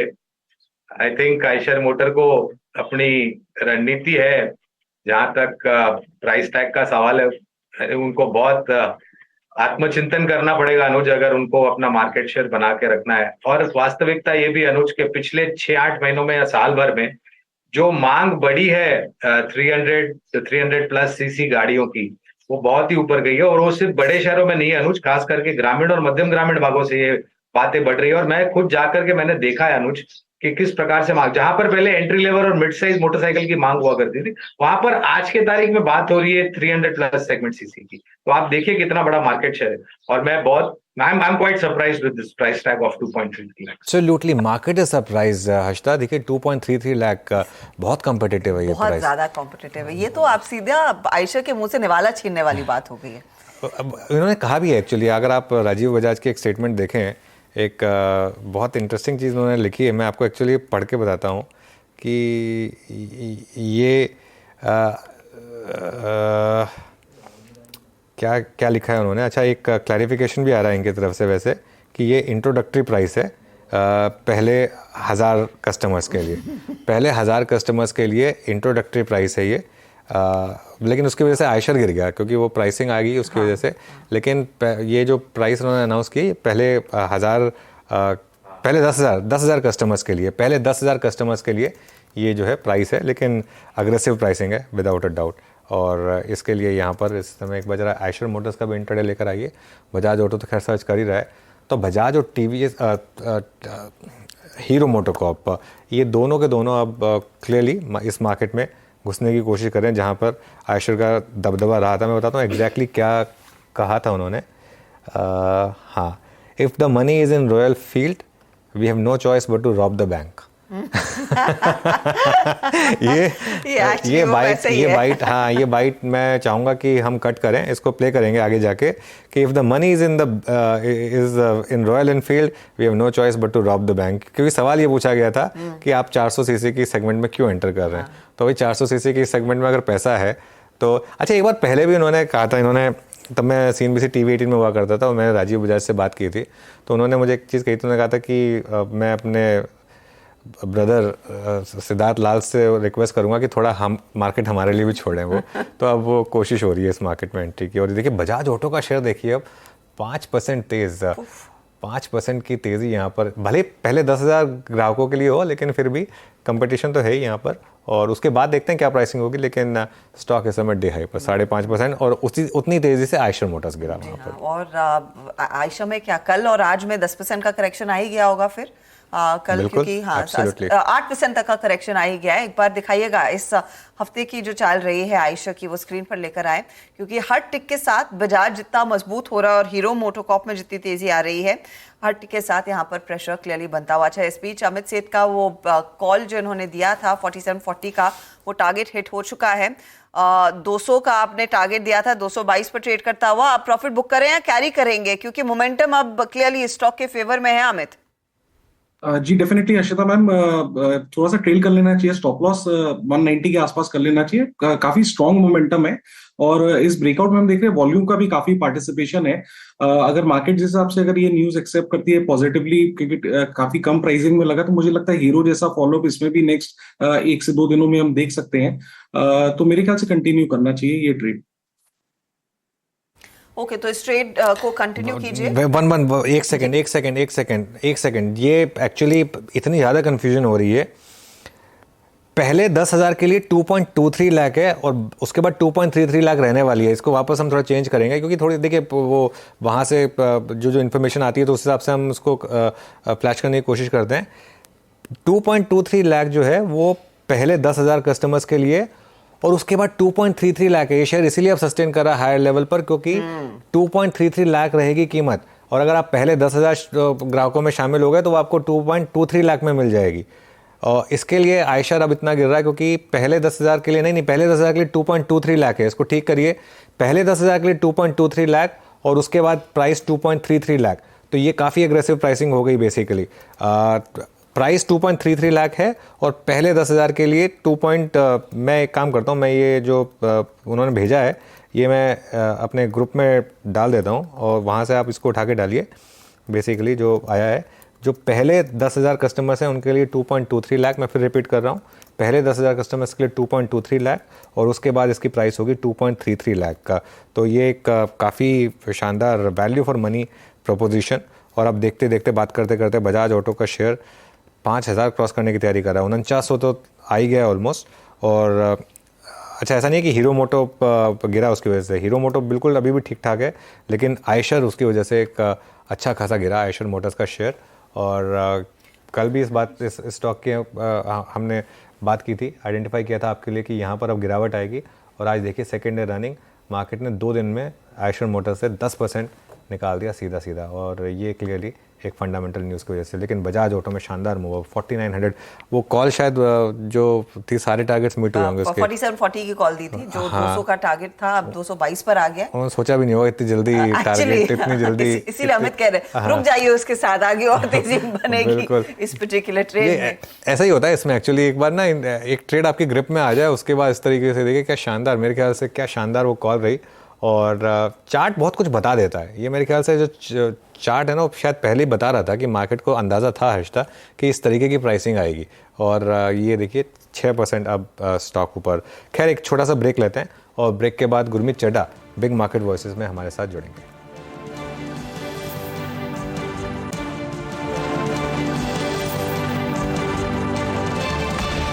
बैक और अब 400X की भी कीमत आ गई क्या? मेरे ख्याल से मैं देख रहा था यहाँ पर कुछ शायद उसकी भी कीमत नहीं चली, उसकी शायद हम अभी भी वेट कर रहे हैं। उसकी कीमत का भी इंतजार है। तो स्पीड 400 की कीमत 2.33 और इंट्रोडक्टरी प्राइस 2.3 है।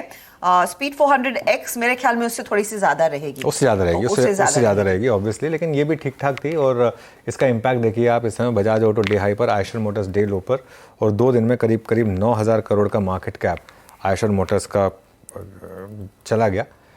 बिग मार्केट वॉइसेस में अब हमारे साथ कंप्लीट सर्कल के मैनेजिंग पार्टनर और CIO गुरमीत चड्ढा जुड़ गए हैं। गुरमीत जी, गुड आफ्टरनून।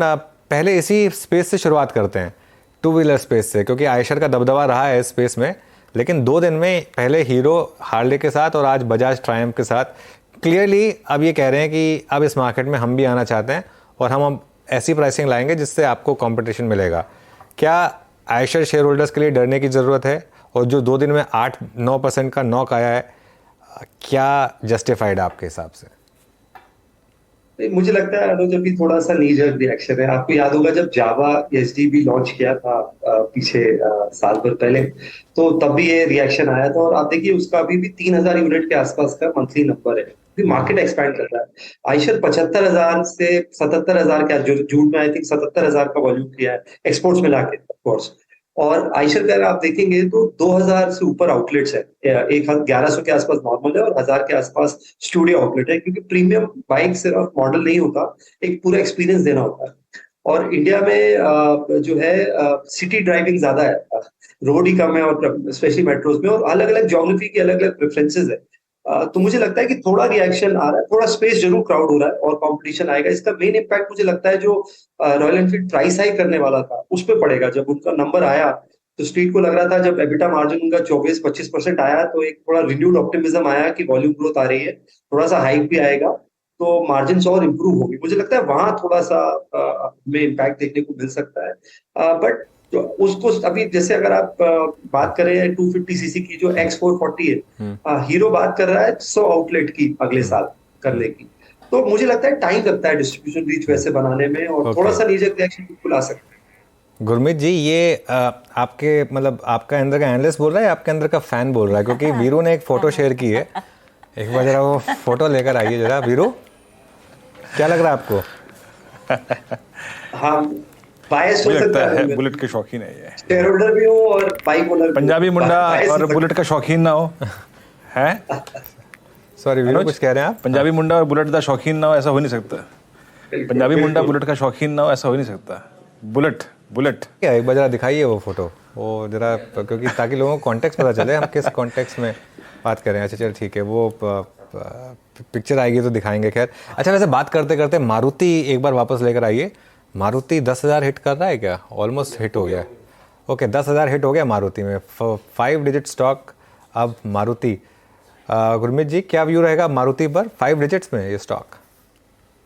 शायद 6 साल बाद आया है, मुझे याद है शायद 2016 में, मुझे ठीक से याद नहीं है डेट, 10,000 देखा था। तो आई थिंक ऑटो का एक जो 2016 का 22 का ना, ये पीरियड एक तरीके से लॉस पीरियड रहा बहुत सारे, उसके लिए टीवीएस को आप हटा दें अगर तो, और थोड़ा बहुत एमएनएफ को। इवन 2 व्हीलर्स में आप देखिए हीरो बजाज 5-6 साल का रिटर्न बड़ा ही सब ऑप्टिमल है। आई थिंक जो एसयूवी ट्रेंड है मार्केट का, मारुति अब वापस आ रहा है। जिमनी का लॉन्च है और भी काफी अच्छे लॉन्चेस हैं। दूसरा हाइब्रिड में अनुज बहुत अच्छा कर रहा है, मैंने बहुत अच्छा फीडबैक आया है हाई क्रॉस का, और जो टोयोटा के साथ भी इनका पार्टनरशिप है, हाइब्रिड का बहुत अच्छा फीडबैक है और काफी स्ट्रॉन्ग मोमेंटम में है। जो इनके न्यू मॉडल्स हैं वो आपके नंबर्स में भी रिफ्लेक्ट करेगा और मुझे लगता है मार्जिन में भी रिफ्लेक्ट करेगा। तो 2014 में जब उन्होंने 1.3 लीटर इंजन क्रैक किया था तो लाइन से उनके टॉप सेलिंग टॉप 5 में से टॉप 4 मॉडल्स मारुति के थे, चाहे वो ऑल्टो था, चाहे स्विफ्ट था, चाहे ब्रेजा था, चाहे बलेनो था।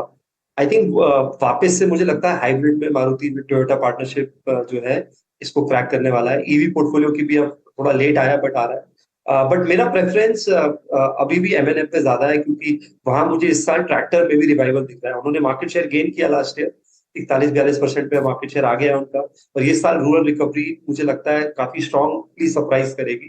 तो वहां पे उसका मार्जिन भी इंप्रूव होने का है, और अभी भी 15-16 टाइम्स है एमएनएफ इतने रनअप के बावजूद, तो वैल्यूएशन कंफर्ट भी है। तो प्रेफरेंस वाइज शायद एमएनएफ को प्रेफर करूंगा, बट मारुति में अच्छी रिकवरी आपको आगे और देखने को मिल सकती है। मारुति ऑफ कोर्स एक बढ़िया मूव आज का साबित होता हुआ, जैसे कुछ ही देर पहले हम कह रहे थे कि फ्यूचर्स में इसने तिलक लगा लिया, लेकिन एक्चुअली अब जाकर आप देखेंगे तो आज का डे हाई 10,005 कैश मार्केट में भी आ चुका है। और इसी पर कुछ डेटा पॉइंट्स आपकी स्क्रीन पर लेकर आएंगे। सुमित तैयार है और सुमित दरअसल इस दिन का काफी दिनों से इंतजार कर भी रहे थे। बहुत दिनों से इसका इंतजार हो रहा था कि आज शायद 10,000 का आंकड़ा पार हो, लेकिन इंटरेस्टिंग है 2003 9 जुलाई को मारुति लिस्ट हुआ था और आज 2023 5 जुलाई, यानी कि ऑलमोस्ट एग्जैक्टली 20 साल बाद मारुति ने ये 10,000 का जो नंबर है ये पार हुआ है। तो 2017 दिसंबर के बाद ये नंबर मारुति पार करता हुआ दिखाई पड़ा है। मार्केट कैप भी आज 3 लाख करोड़ के पार मारुति की पहुंच गई और 2003 9 जुलाई को ये लिस्ट हुआ और 9 जुलाई 2023 तक आते आते यानी 20 साल में इसने पूरा माइलस्टोन अपना तय किया।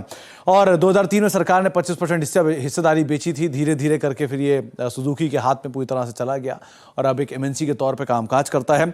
125 रुपए के आसपास का इशू प्राइस था, 157 रुपए पर लिस्ट हुआ था, आज 10,000 रुपए का भाव आप स्क्रीन पर देख भी रहे हैं। और करीब करीब 63 गुना इसका जो एक मूव है वो पिछले 20 साल में स्टॉक ने दिखाया भी है, यानी कि 100 शेयरों की कीमत जहां कहीं 12-12.5 हज़ार रुपये होती, वो आज रफली 10 लाख प्लस के आसपास ये कीमत जो है वो बैठते हुए दिखाई पड़ी है। और पिछले 9 साल से लगातार मारुति हर साल एक बेहतरीन डिविडेंड के तौर पर भी अपने आप को पोजीशन करता हुआ दिखाई पड़ रहा है। तो 12,500 रुपये जो किसी ज़माने में इन्वेस्ट किए गए होते, वो 12,500 रुपये की कीमत जो आज करीब करीब 10 लाख प्लस होता हुआ दिखाई पड़ा है। मारुति क्यों इंपॉर्टेंट है, क्यों डोमिनेंट प्लेयर है, इसके कुछ नंबर्स भी आपकी स्क्रीन पर आएंगे। 48% के आसपास का एक मार्केट शेयर डोमिनेट करता है अपने सेगमेंट में। पीवी स्पेस में ऐसा कोई जैसा दूसरा मुकाबला करने वाला प्लेयर नहीं है। इसके अलावा हर देश की दूसरी गाड़ी जो है वो मारुति की तरफ से आती है और कंपनी के 2 प्लांट, करीब करीब 2400 रोबोट्स उसमें कामकाज करते हैं और रफली 2 लाख टन स्टील का इस्तेमाल मारुति अपनी गाड़ियों के लिए करता है और करीब करीब 4,000 ट्रक्स कंपनी यूज करती है अपने लॉजिस्टिक्स को शिफ्ट करने के लिए।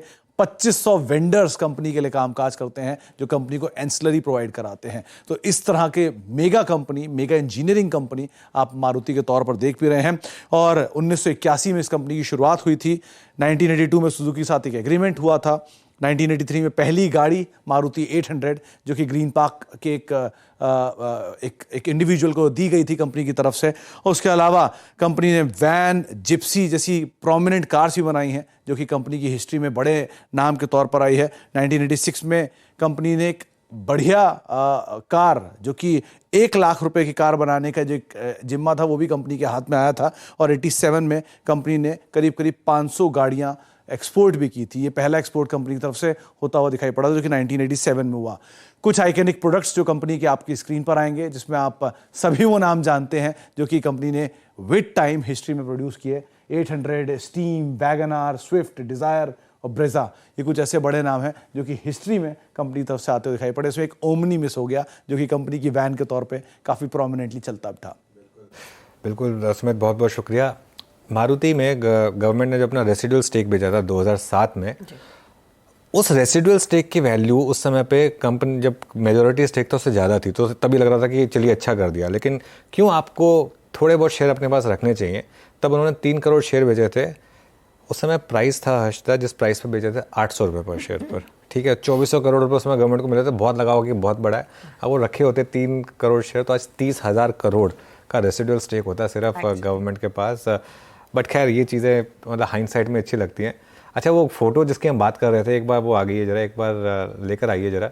वो कॉन्टेक्स्ट हम समझाने की कोशिश कर रहे थे, क्यों हम गुरमीत के साथ वो मजाक कर रहे थे कि वो उनके अंदर का शेयर होल्डर बोल रहा है या फिर वो फ़ैन बोल रहा है।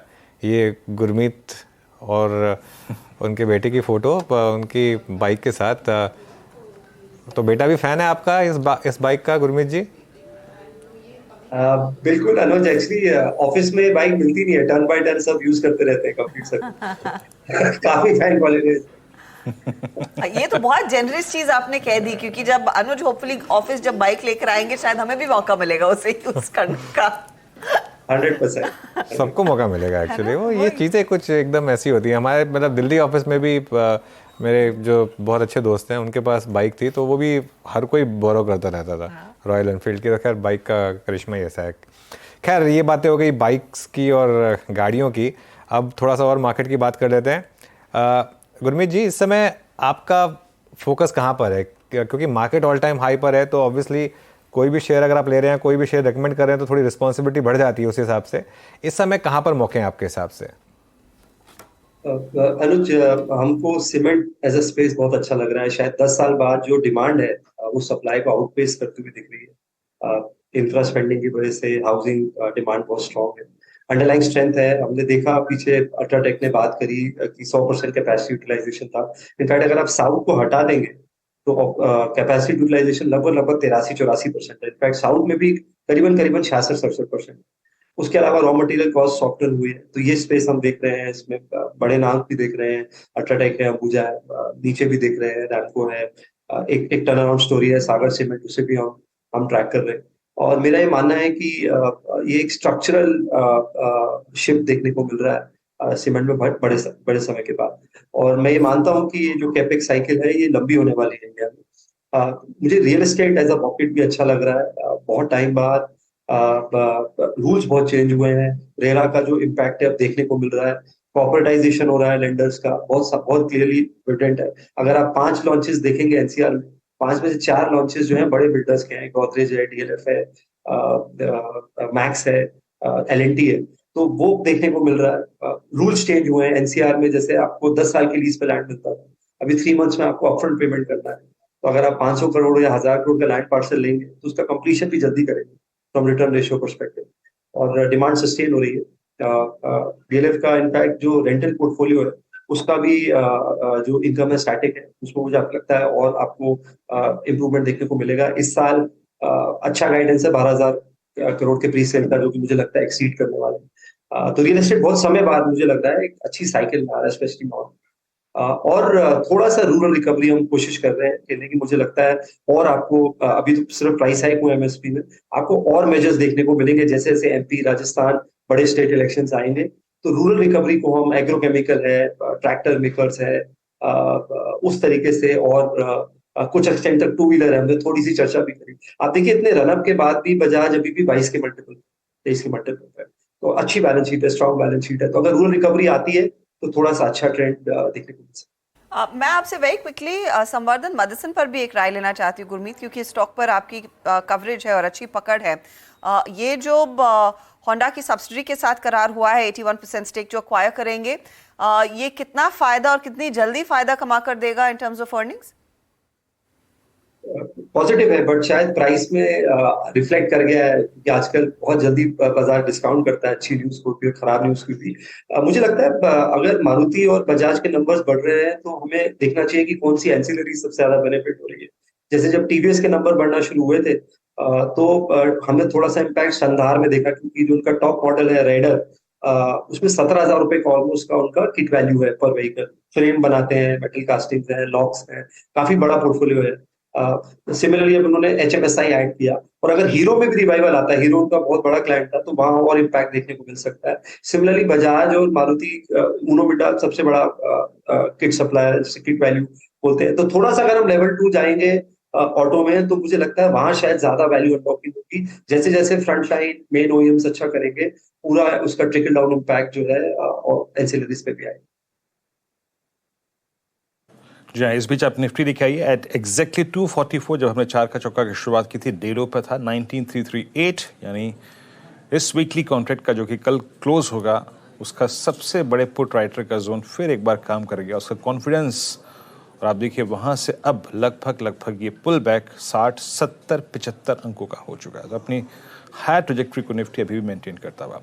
अच्छा गुरमीत, अब आपका अर्निंग सीजन किक स्टार्ट होने वाला है। एक तो आईटी में आपका प्रिफर्ड 1 या 2 स्टॉक कौन सा होगा, और प्लस एलटीआई माइंट्री के पास अब एक क्योंकि वो इंडेक्स का एक भाग होगा, उसको आप कितनी इंपॉर्टेंस देंगे? इस प्राइस पे आपका व्यू क्या है उस स्टॉक पे? मैं आईटी को लेके बहुत कंस्ट्रक्टिव हूँ। अगर आपका लंबा व्यू है, 1-2 क्वार्टर का पेन आपको लेना पड़ सकता है, तो सही स्ट्रैटेजी होगी शायद आप 30% अभी ले सकते हैं और शायद रिजल्ट्स के बाद लीजिए। हम एचसीएल पे कंस्ट्रक्टिव है। एचसीएल ऑलमोस्ट 1200 के आसपास आज नजदीक भी आया था। मुझे लग रहा है उसका नतीजा बेहतर होने वाला है, ज्यादा डाइवर्सिफाइड है। अगर आप देखिए आईटी सर्विसेज है, ईआरडी है, और प्रोडक्ट डिवीजन है। दूसरा वैल्यूएशन काफी रीजनेबल है और इस बार वो लीड कर रहे हैं, 12 तारीख को सबसे पहले नंबर्स आ रहे हैं, तो ये शायद थोड़ा कॉन्फिडेंस भी दिखाता है। तो मुझे लगता है वो एक लार्ज कैप में हमारा रहेगा। इन्फोसिस में एक बार देखना चाहूंगा, लास्ट क्वार्टर में उन्होंने इतना शॉक ट्रीटमेंट दिया कि एक बार हम देखना चाहते हैं कि इंडस्ट्री वाइड प्रॉब्लम है कि इन्फोसिस पे स्पेसिफिक हुई। और ओवरऑल और मिड कैप में हम थोड़े लकी थे, हमें केपीआईटी टेक्नोलॉजीज हम जल्दी एंटर कर गए थे, तो वो हमारा प्रेफर्ड पिक है और परसिस्टेंट है इस स्पेस में। तो ये चार जो है हमारे रिटर्न।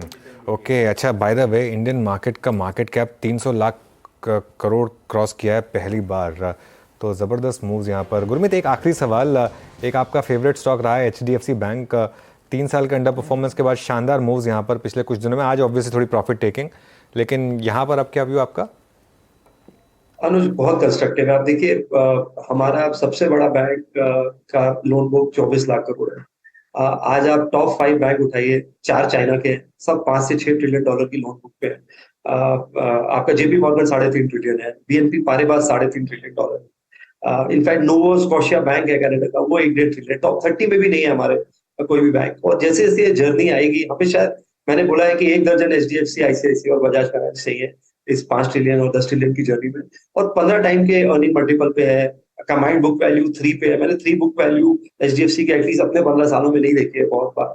और मुझे लगता है कि जैसे जैसे वो नजदीक डेट आएगी 13 जुलाई की, एक जो ओवरहैंग है वो दूर होगा। कुछ टेक्निकल सेलिंग हुई है, बहुत सारे म्यूचुअल फंड मैनेजर से मेरी बात हुई, स्कीम वाइज 500,000 करोड़ की उनको सेलिंग करनी पड़ी क्योंकि पैसिव रीच हुआ, फंड सिर्फ 10% ले सकता है, और कई जगह दोनों का वेटेज जो था 12-13% था पोर्टफोलियोज में। तो वो थोड़ा टेक्निकल सेल ऑफ आया। तो मुझे लगता है इस टाइम पे वैल्यूएशन वाइज ये और कोटक ड्यू है, कोई ऐसा फंडामेंटल इश्यू नहीं है दोनों बैंक्स के साथ। ठीक है, बाकी भी सेक्टर्स अब 15-20% ग्रो करने लगे क्रेडिट ग्रोथ इनके अलावा, बट थोड़ा कैचअप मुझे लगता है दोनों में देखने को मिलना चाहिए कोटक और HDFC।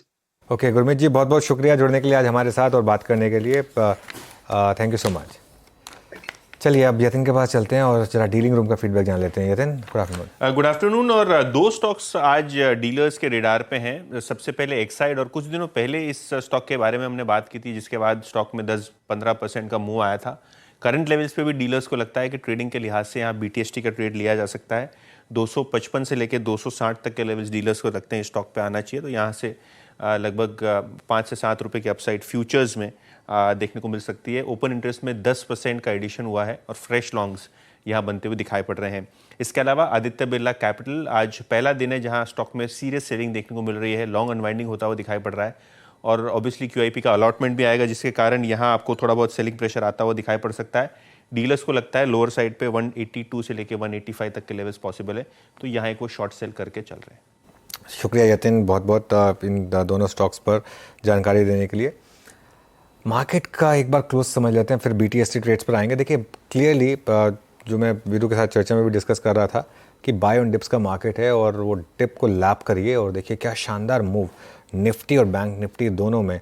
और मैं फिर कह रहा हूँ आपको, फिर से कैरी करिए हर्षदा, कल फिर अच्छे चांसेस हैं आपके पास गैप अप के, और एक 19,500 कल एक्सपायरी के साथ मुझे पॉसिबल लग रहा है, और 19,500 के कॉल राइटर्स थोड़े सावधान रहें, क्योंकि 19,450 19,500 के, क्योंकि मार्केट एक कुछ अलग ही मोमेंटम में है। और आज HDFC बैंक 3% गिरा, फिर भी मार्केट निफ्टी पर एटलीस्ट कोई बहुत ज़्यादा नहीं गिरा, और बैंक निफ्टी भी सिर्फ 150 पॉइंट नीचे, बिल्कुल ठीक है, ये कोई प्रॉब्लम नहीं। चलिए BTST कॉल्स लेना शुरू करते हैं। गाबा सर बताइए आपकी कॉल क्या होगी?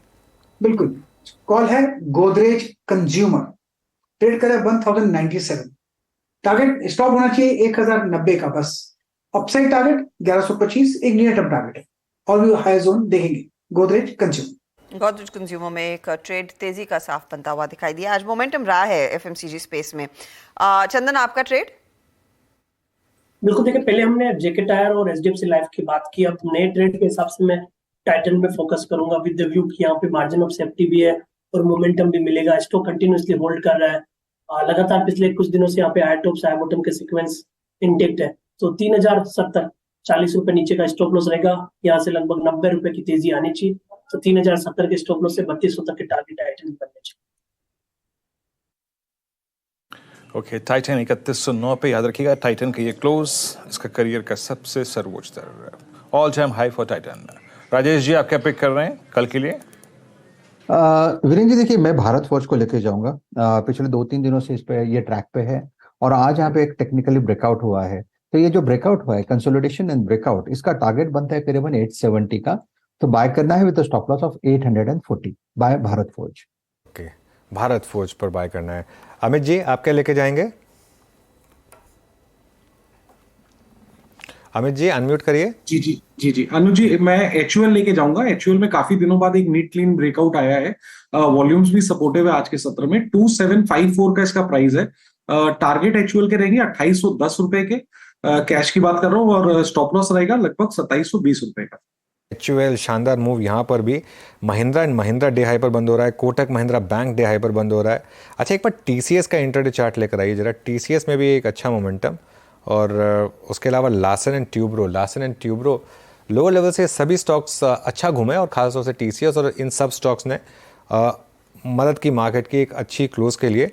बैंक निफ्टी की भी क्लोज जो है वो ठीक ठाक रही। हर्षदा, मैं जैसे एक्सप्लेन कर रहा था, कल का लो था 45,000, एग्जैक्ट 45,000 बैंक निफ्टी का। आज का लो रहा 45,073, तो मतलब कल के लो से करीब 73 पॉइंट ऊपर क्लासिकल हायर लो बनाया बैंक निफ्टी ने भी, जबकि आज टेक्निकली आप कह सकते हैं कि बैंक निफ्टी ने अंडर परफॉर्म किया। ये एक और इंडिकेशन कि मार्केट में स्ट्रेंथ अभी भी बरकरार है। और एक और रीज़न जो मुझे कन्विंस कर रही थी वो थी, इवन वो जो निफ्टी और बैंक निफ्टी गिर रहे थे, मिड कैप बिल्कुल नहीं गिर रहे थे। आज मिड कैप इंडेक्स की स्ट्रेंथ देखिए आप, 2 दिन की अंडर परफॉर्मेंस के बाद मिड कैप इंडेक्स अब डे हाई पर, लाइफ टाइम हाई पर, मंथ हाई पर, ईयर हाई पर, डेकेड हाई पर, मतलब ऑलमोस्ट सारे हाइज जो हैं। और स्मॉल कैप यहाँ पर भी अच्छा मोमेंटम है। तो ब्रॉडर मार्केट में ये तेज़ी वापस लौटी है। मेरे ख्याल से जो 2-3 दिन का कंसोलिडेशन रहा उसमें थोड़े से वीक हैंड्स निकल गए होंगे। अब वापस यहाँ पर एक नई तेज़ी की शुरुआत हो गई है मिड कैप्स और स्मॉल कैप्स में। एक इंटरेस्टिंग मूव देखने को मिल रहा है, लेकिन एक स्टॉक जिस पर इनफैक्ट कुछ आधे एक घंटे पहले सोशल मीडिया और ऑफ कोर्स ऑनलाइन प्लेटफॉर्म्स पर रिपोर्ट्स आने लगी हैं, वो है थायरोकेयर का शेयर। आप रेडार पर रखिएगा इसको। जिस कंपनी ने एक्वायर किया था अनुज, फार्मीजी, वो एक डाउन राउंड के लिए जा रहा है। जो करंट वैल्यूएशन थी वो रियली $5 बिलियन की थी, और $500 मिलियन पर ये वैल्यू किया जाएगा। तो ₹5 प्रति यूनिट पर दरअसल ये नए शेयर इशू करने वाले TPG और टेमासेक को, और वो लार्जली 18% होल्ड करते हैं, वो राइट्स में पार्टिसिपेट करेंगे। तो थायरोकेयर अभी तो हमने देखा डे हाई से कूल ऑफ करता हुआ दिखाई दे रहा है, लेकिन just to put it in context, Thyrocare को जब फार्मीजी ने एक्वायर किया था करीब $611 मिलियन इन्होंने चुकाए थे, या फिर उस तरह की प्राइसिंग आई थी। और अब वही पेरेंट कंपनी इतनी ज़्यादा बुरी स्थिति में आ चुकी है कि उनको एक डाउन राउंड और बहुत ही अग्रेसिव वैल्यूएशन कट लेना पड़ रहा है। $5 बिलियन की वैल्यूएशन जो थी उसे घटाकर अब $500 मिलियन की वैल्यूएशन पर राइट इशू लाना पड़ रहा है। थायरोकेयर पर यह भारी पड़ सकता है आने वाले दिनों में, तो वो स्टॉक आप रेडार पर रखें। लेकिन वायदे बाजार में क्या एक्शन बन रहा है, स्पेशली कल वीकली एक्सपायरी से ठीक पहले? वीरू बताइए किस तरह का एक्शन स्टॉक स्पेसिफिकली आप नोट कर रहे हैं? जी, हम बीते 1 घंटे में एक स्ट्रॉन्ग रिकवरी है, स्पेशली पौन घंटे में, और आइए इस रिकवरी के साथ ब्रेथ किस तरफ खड़ी है उसको देख लेते हैं। ब्रेथ इन डेरिवेटिव्स, हालांकि 2 स्टॉक्स काफ़ी भारी पड़े आज इस अपस्विंग में, वो था रिलायंस इंडस्ट्रीज लॉन्ग 71, स्टिल जो हैवीएस्ट फिगर है वो भी अभी भी लॉन्ग किया है, शॉर्ट कवरिंग 59, यानी ये कंसोलिडेटेड फिगर जो है वो करीब 130 के आसपास चली जाती है। That's good. लॉन्ग करीब BHL में आज का top gainer 7%, Motherson Sumi, Bajaj Auto, Divi's lab, Colgate. आज सारे ट्रेड अमूमन इस कार्यक्रम में आज डिस्कस हुए, सुबह से लेकर अब तक यहाँ पे लॉन्ग बिल्डअप है, एंड स्पेशली ऑटो स्पेस में बजाज ऑटो में short covering rebels housing finance, IDFC में कल के शॉर्ट थोड़े कवर हुए आज। City union bank, IDFC first bank और इंटरग्लोब एविएशन यहाँ पे भी शॉर्ट कवरिंग विजिबल थी। कौन सा चंक, कौन सा स्पेस आज शॉर्टिंग विटनेस कर रहा था, उसमें डिक्सन टेक्नोलॉजीज एक सब्सटेंशियल मूव के बाद यहाँ पे थोड़ी बहुत शॉर्टिंग विजिबल थी, और उसके बाद HDFC बैंक, बंधन बैंक, एस्ट्रल में एक टेक्निकली थोड़ी सी स्थिति खराब है, ये यहाँ पे बात कर लेंगे कुछ देर में, बट टेक्निकली ये 20 डे मार्क नीचे फ्लोट कर रहा था, और उसके बाद ये स्विंग थोड़ा सा और ख़राब हुआ यहाँ पर। बाकी आयशर मोटर्स, बजाज ऑटो और हीरो मोटोकॉर्प की तेज़ी यहाँ पर आपको समझा सकती है कि आयशर मोटर्स क्यों बैकफुट पे है। बाकी कैनफिन होम्स में लॉन्ग अनवाइंडिंग, HDFC में long unwinding, Aditya Birla Capital में long unwinding, and same is the case with Mphasis in Biocon.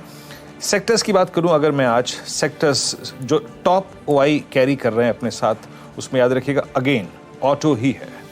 It's auto जो कि सबसे सब्सटेंशियल OI बजाज ऑटो है, साथ ही साथ हीरो मोटोकॉर्प है। बैंकिंग में याद रखिएगा जो सबसे स्ट्रॉन्ग लॉन्ग कैरी कर रहा है अपने साथ वो है RBL बैंक। RBL बैंक में एक स्ट्रॉन्ग वेरिएशन देखा गया है, और RBL के साथ साथ it's ICICI bank 4.6%, IndusInd bank 3.6% और PSU बैंकिंग में मिड कैप बास्केट में आपका PNB करीब 2% का वेरिएशन लेके जा रहा है। और ऑटो में अगर मैं फाइनली देखूं 9.2% इन बजाज ऑटो, हीरो मोटोकॉर्प 16.5% और बॉश में करीब 11.7% और TVS मोटर्स में करीब 7.8%। और कैपिटल गुड्स में BHEL आज करीब अपने साथ 18% का बिल्डअप, यानी क्लोजिंग में अप्रॉक्सीमेटली 2.5% बिल्डअप और दिखा गया। डिक्सन में शॉर्टिंग हुई है 18% की और साथ ही साथ आज एस्ट्रल यहाँ पर भी शॉर्टिंग हुई 8% की, लेकिन क्लोज ठीक ठाक आपकी स्क्रीन पे इट्स 19,414 फॉर निफ्टी। चलते हैं इस क्लोजिंग को थोड़ा सा और बारीकी से समझने के लिए वॉल पे हर्षदा के पास। Harshada, over to you. उससे पहले वीरू एक स्टॉक दिखा देते हैं जहां पर गाबा साहब का पहला टारगेट अचीव हो रहा है, डीवीज लैब। आपको याद होगा कार्यक्रम की शुरुआत में हम इसकी जिक्र कर रहे थे, 3761 पर आ गया। देखते ही देखते 6% की तेजी डीवीज लैब में, और गाबा साहब ने 3750 कहा था, 3760, 70, 3800 की तरफ भी कह रहे थे। गाबा साहब कैरी करेंगे ना ये ट्रेड डीवीज का? जी हाँ, हायर टाइम फ्रेम बेसिस से मुझे 4000 नजर आता है, तो क्वाइट पॉसिबल अप्पू है।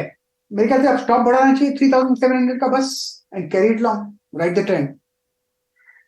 और बहुत ही बढ़िया ट्रेंड यहाँ पर साबित हुआ है आज, जब बात करते करते लगभग 6% के गेन्स डीवीज लैब में साफ बनते दिखाई दिए हैं। चलिए, मार्केट का क्लोज भी हायर ग्राउंड पर ही हो रहा है, 19,413 के आसपास हम जाकर टिक रहे हैं।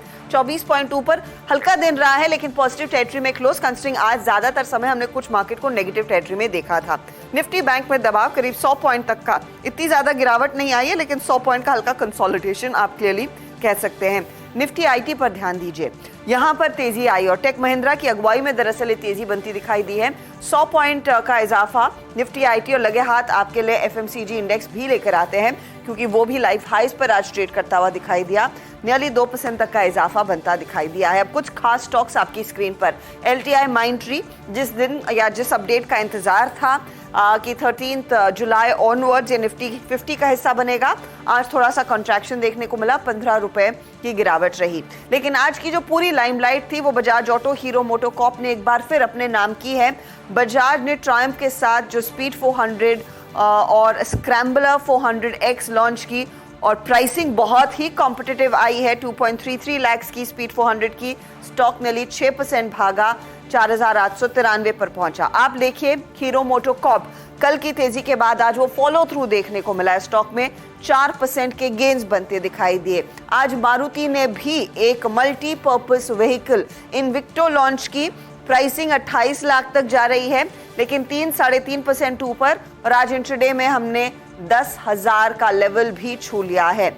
इन सब तेजी वाले स्टॉक्स के सामने आयशर मोटर्स है, जो नेगेटिव टेरिटरी में, कल के 6-7% की गिरावट के बाद आज फिर 2-2.5% तक का नुकसान इसने दिखाया। हीट मैप आपके लिए लेकर आएंगे, वहां पर दूसरे ट्रेड्स आपको दिखाई देंगे। आज का winning idea of course Divi's lab था, टेक महिंद्रा था, ये कुछ स्टॉक्स रहे जहां पर हमने देखा अच्छी खासी तेजी। HDFC लाइफ में एक अच्छा खासा pickup, tech Mahindra, IndusInd bank, BPCL जैसे ट्रेड्स और FMCG कंपनियां, HUL, ITC, ब्रिटानिया जैसे स्टॉक्स आज तेजी में रहे हैं। टाइटन में भी अच्छी खरीदारी बनती दिखाई दी। बैंकिंग साइड पर ICICI बैंक का पार्टिसिपेशन रहा, कोटक में भी थोड़ी बहुत खरीदारी बनती रही।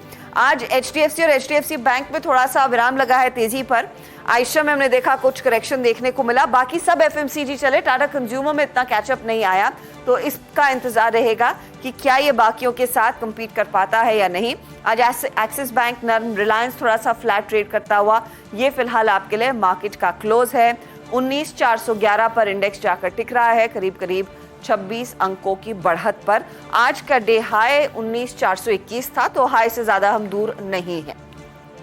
सीधा सौदा में यतिन और आशीष के बीच का जो मुकाबला रहा, उसमें रिटर्न्स क्या बने वो आपकी स्क्रीन पर। जीनस पावर 20% का अपर सर्किट लगा, GIC इन्वेस्ट करने वाला है इनके एक पर्टिकुलर प्लेटफॉर्म में। भेल में तेजी, संवर्धन मदसन यानी कि सैमल का शेयर हमने देखा 6% भागा, वो याचियो के एक्विजिशन की खबर के बाद, और बजाज ऑटो में तो फ्लेवर था ही ट्रायम्फ वाला, 6% के गेन्स इधर। स्ट्राइड्स फार्मा नेगेटिव साइड पर यतिन ने पिक किया, RBL बैंक Q1 अपडेट पर भागा, आइनॉक्स विन में 4% के गेन्स बने, और बंधन बैंक भी Q1 अपडेट इनका काफी खराब था, इसीलिए वो स्टॉक करीब 2-2.5% करेक्ट होता हुआ। ये है वो विनिंग ट्रेड्स आशीष और यतिन की तरफ से। जी चलिए, अब चलिए की बारी है, और कल जुलाई की पहली वीकली एक्सपायरी है। कल फिर समीकरणों के साथ ग्लोबल मार्केट्स के संकेत, ग्लोबल्स के स्टैट्स, साथ ही साथ ऑप्शंस के स्टैट्स, स्टॉक्स एंड न्यूज़ सब कुछ लेके हाजिर होंगे। हर्षता, मैं, आशीष और सुमित। तब तक के लिए